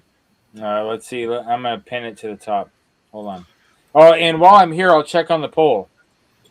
So 38% Air, Army, Coast Guard. So Army, Coast Guard is winning right now. Navy, Marines is close behind at 32%. Air Force, Space Force is at 18%. And other countries' military is at 12%. Lots of...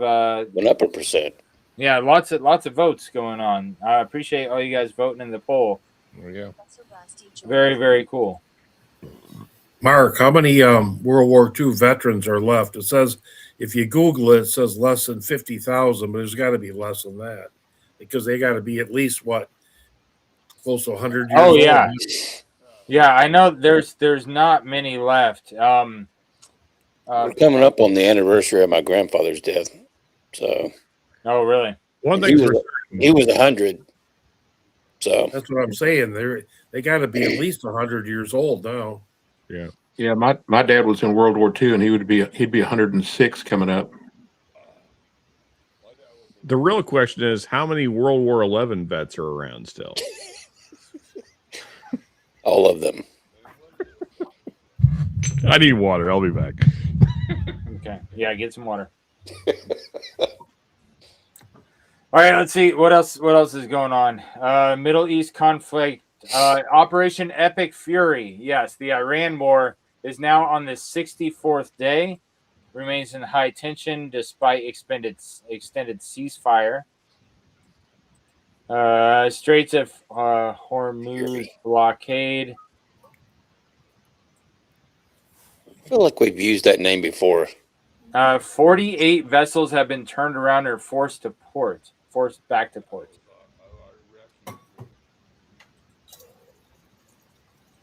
Israeli airstrikes in Lebanon killed 41 people in the last 24 hours.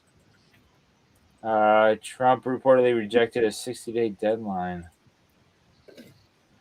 Ongoing training. Exercise Sword 26. I don't know what the fuck that is. Underway in 15,000 personnel across the Baltic region and Poland. Naval warfare. So I haven't heard very much about that. That's for sure. What is that? Poland. What about Poland?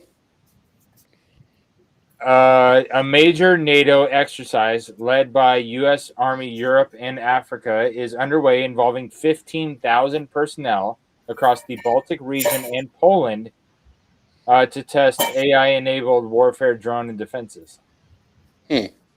So they're 15,000 personnel in coalition forces doing a big exercise training things over there. It's kind of crazy.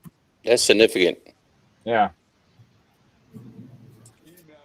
The Army is currently testing homemade 3D drones and 3D printers. Oh, shit. So they're trying to find a way to make cheaper drones overseas. That's China's job. Yeah, that's crazy. I want to take that off. I want to bring up something else. Show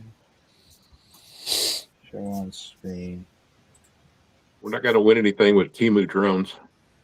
Temu drones, yeah. We're all getting ready to disappear. Possibly.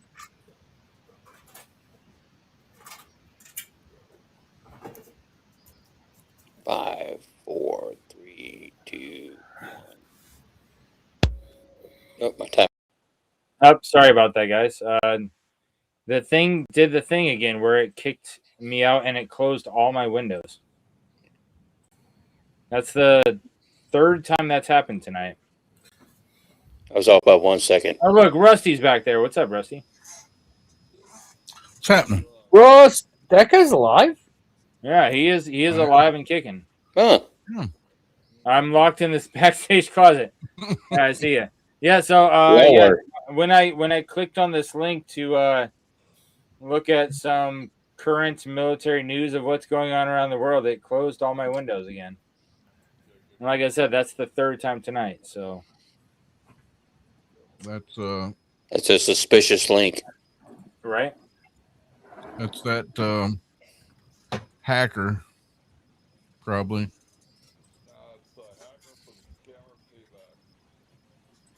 Unfortunately. Cheers. Do you guys track any news going on in the world right now? Anything near and dear to your guys' hearts that you want to share with the group? Only JP Morgan. Never.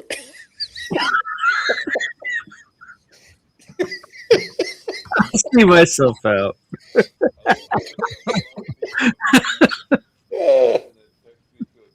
Ben is now trying to get a job with JP Morgan.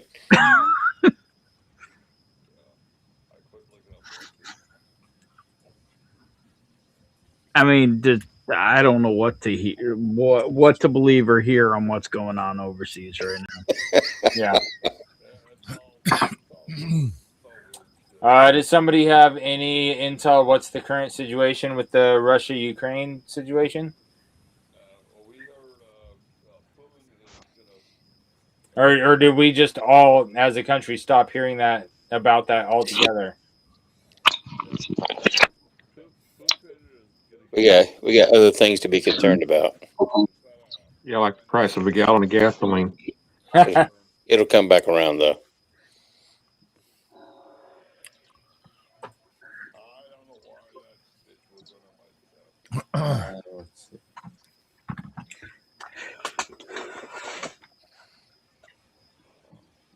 What are you tracking, Mark?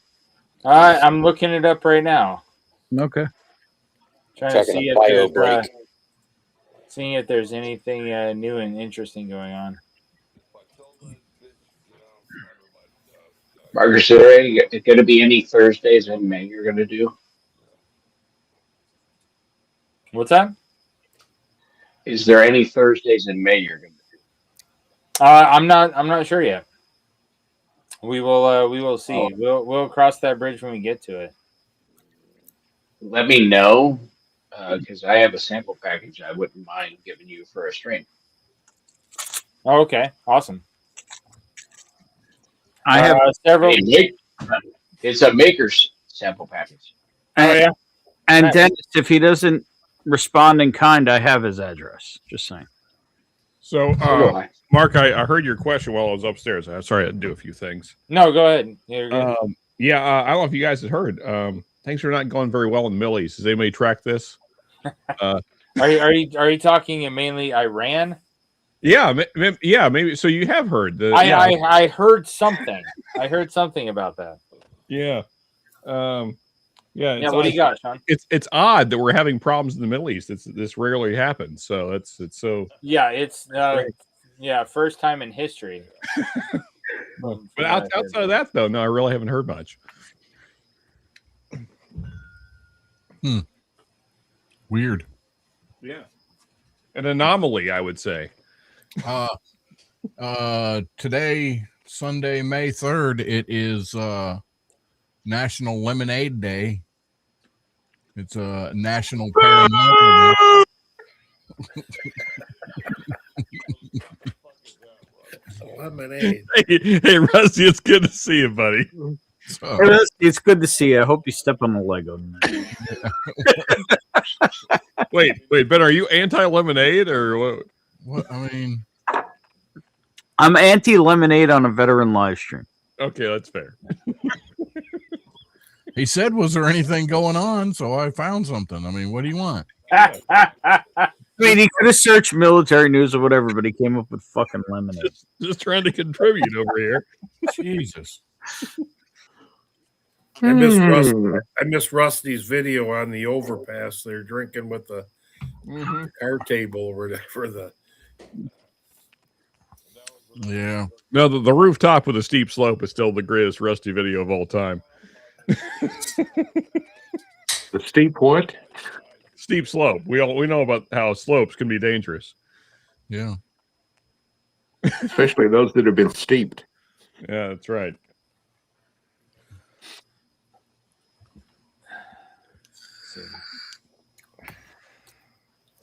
Well, when you look at deployed in Wikipedia, shit, there's a lot.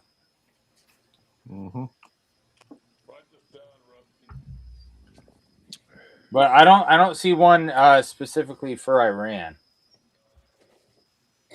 No, because we don't have anyone deployed directly in Iran. Exactly. Yeah. It's allegedly. Yeah, well, yeah, right. Yeah. In air quotes. Not any that we want you to know about. Yeah. Until people start disappearing, and they were like, yeah, that was us.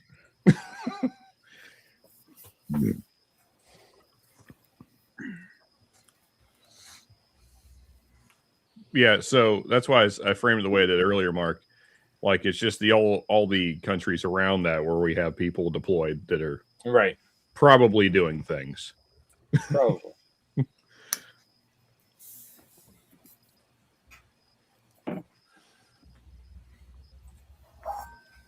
Yeah. Yeah, that's right, Dusty. We don't list CIA and contractors. That's it.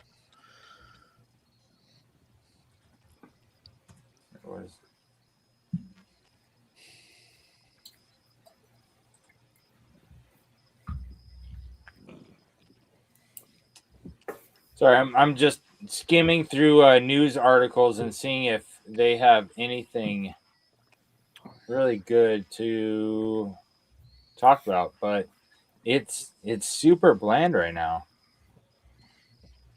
Yeah, just it is the news.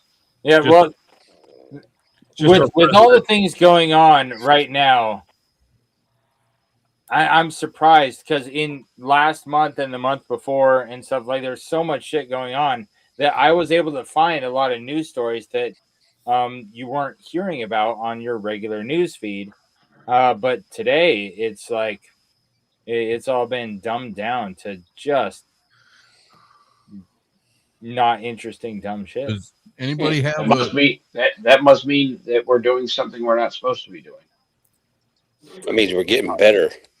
Has anybody got like Surfshark or whatever where you can like pretend you're in another country and you see what the news is saying over there? Because we don't all get the same news everywhere. Yeah, I don't know if you know this. You could put something on the end of a web address besides .com and you'll No, I didn't know you that. can put any other country on there, and you'll get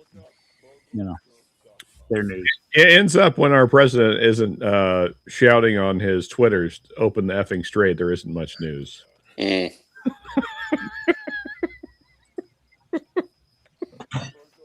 Same thing's going on though. What are we drinking, boys? Those straits ain't ever been very open. I went through those straits probably 7-8 times. Houston, small Wasn't a bag single right time now. we didn't get fired upon. Yeah, there we go. I'm still working on some Horse Soldier right now. Okay. Yeah, Horse Soldier's great. I've got this much left of the Soldier Valley American whiskey, and this is a bottle kill right here. There you go, man.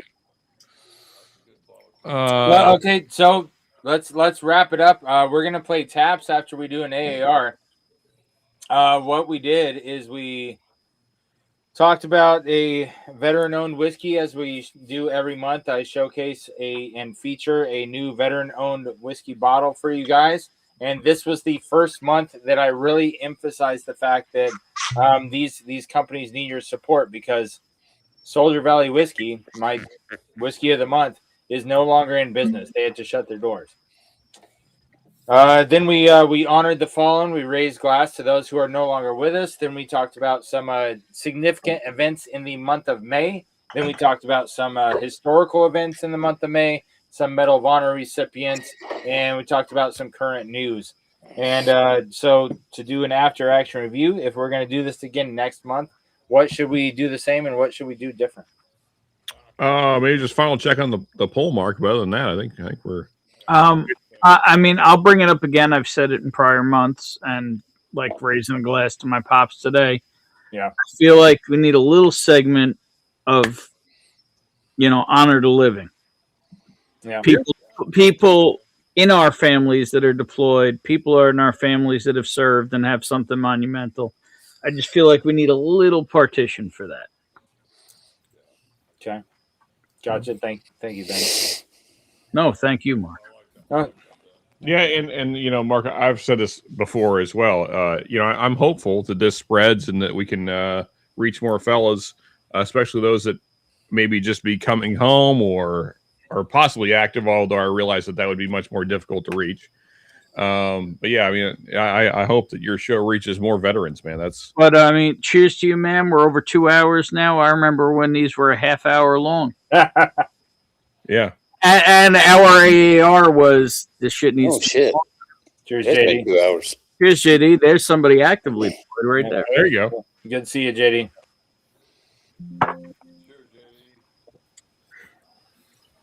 Yeah.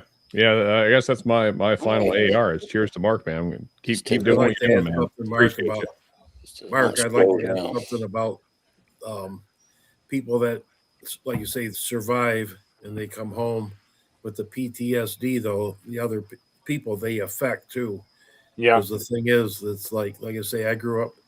My old man had that 1,000-yard stare my whole life, and he was just like, I mean, he lived for 92 years, but he was, for the time he come home when he was 20-something years old, I mean, 70 years, he was nothing. I mean, he just went to work, come home, sat in his chair, popped a beer, and never talked to anybody. I mean, he lived in his own little world.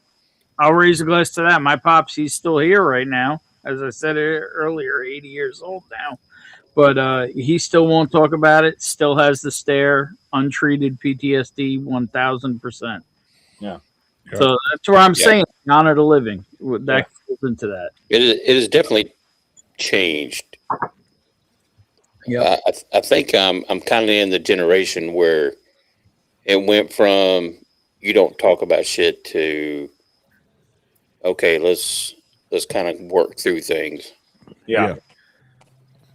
Very true. Or at least be treated. Right. Yeah. But one thing that's been very interesting to me is where, I didn't have any issues as a child and growing up until I was in the service as far as mental health goes. Mm-hmm. Yeah. But since my children were born after I went through all that, they do experience mental health issues, although they've never experienced what I did. Right. They've been exposed to it. Well, yeah. No, so there's also this thing, Orlando. It's like somehow your DNA passes down trauma. Yes, exactly. That's Sean, not Orlando. Just pointing that out. Yeah, no, but it's like it's been studied, so it's not my opinion. It's just like, I don't know how that works exactly, but Yeah, I don't either. I've just witnessed it because a couple of my children go through mental health issues, and I'm like, I never experienced that when I was their age. Yeah, I mean, the world's a whole lot more messed up, Ernest. Yeah, it is, but still, it's more. I mean, they have the same symptoms. Yeah. Interesting. Yeah. Well, that's one thing that we talk about every month when before we do our 22 push-ups is we talked about mental health and how it's a real thing, and the stigma clouding over it being a weakness or something that can't be helped. Both of those things are not true, and we all know people that have worked through it and are doing better now than they were before because they didn't let the hard days win. They didn't give up. And this community, and their community, absolutely.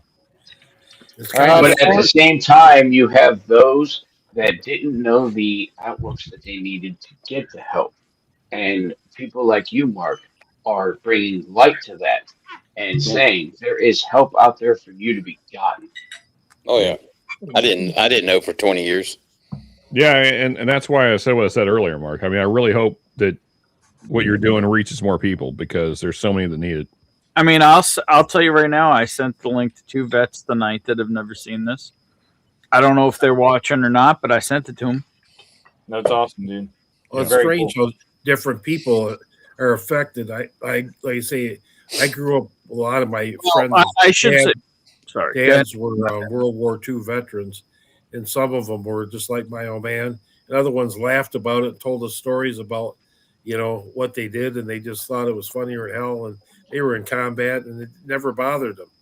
But you know what I'm saying, it's just, and other ones, just like my best friend's dad, he was worse than he never talked. This guy, I mean, he passed away, and he had asbestos cancer or whatever when he was like 86, but that dude never talked, man. I mean, he just never. I mean, it's just strange, Yeah.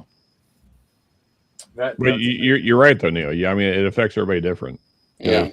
There's no way to know how your brain's going to handle things. Yeah. Yep, it certainly does. I was at an aid station in Afghanistan, and the guy sitting next to me was there to get a bullet hole patched up in him. And he told me it was the 7th time he's been shot in 5 different incidences, right? So he'd been shot 7 times in 5 different days, different situations. And he was like, what the fuck? Just patch me up so I can get back out there. Like, it just rolled right off his back. He didn't give a shit. He just wanted to get back out there with his guys. And I got, somebody else in the convoy who an IED blew up near their truck. Like, it didn't even blow up their truck. It blew up near their truck. And it scared him so bad that he begged for a transfer out of our platoon to work in the TOC. And so as a sergeant, he became a gopher, just getting fucking papers off the copier and stuff for the people in, the headquarters, because he couldn't handle going out on deployment anymore. Like, it affects everybody very differently. Yeah. Sure. Yeah. Certainly does. Like, people that have like really bad PTSD from like a car accident, right? Sure. To where they have their anxiety and stuff about just being in traffic or, going in, certain turns or off ramps or on ramps or whatever their case may be, going on bridges, whatever, because of something that happened in a car accident. And then, people that have been in like 20 fucking car accidents because they suck at driving. But But it doesn't bother them the same way. You know? So it's crazy. So hold on. Let me close out the poll. I'm going to close out the poll real quick. All right. So we're closing out the poll with Army and Coast Guard leading the way. Army, Coast Guard definitely represented the strongest tonight with 39% of the votes. Navy, Marines not far behind them at 31%. Air Force, Space Force at 17%. And other countries' military represented pretty strong tonight with 14%, given how many votes we got this week or this month. Wow. 14% of the votes. Up another 2%. Yeah, that's there's a fair amount. So ending the poll, you guys should be able to see it in the chat right now. Hey, Mark, I'm curious. Is that the highest percentage we've ever had for one group? I mean, 40%. It's basically 40%. That's pretty high. I don't know if he's tracking that. I don't. Yeah, I'm not tracking that. That's fair enough. Yeah, I feel those top two are normally right there. Usually the winners are somewhere between 30 and 40%. Yeah. Typically. Like Mark said, I have to bounce between Marines and Army every month. Nice. All right, so put the last little whiskey in your glass. Cheers to everybody deployed. Much appreciate you. We're gonna do taps on the way out. If anybody watching wants to join in the backstage, then go ahead and join in the backstage. And when it comes, dude, with the Appalachian, the offer of the bottle, I'm gonna have to talk to them about how we're gonna work that out, because they offered the bottle up, and I don't know how to work that out. Because figure that out, and do it on a separate stream. That's into it. Yeah, That's you cool gotta be able to randomize it. Yeah, I want to be selfish with it, but I'm not going to be. It wouldn't be for me anyway. But anyway, I do want to check out what do you say, the battleground? Yeah. Yep, the battleground is the distillery in Georgia. Where was it in Georgia? I don't remember where in Georgia, but it's in Georgia. Because if you look up Battleground Georgia whiskey, you'll be able to find it. It's only a state away from me. Yeah. All right, guys. Let me close out with taps, and we can continue this conversation in the backstage. Yes, sir. But thanks again for all you guys being here. Always. And, Mark, I'm gonna say it before we start. Mute yourself. I'm going to.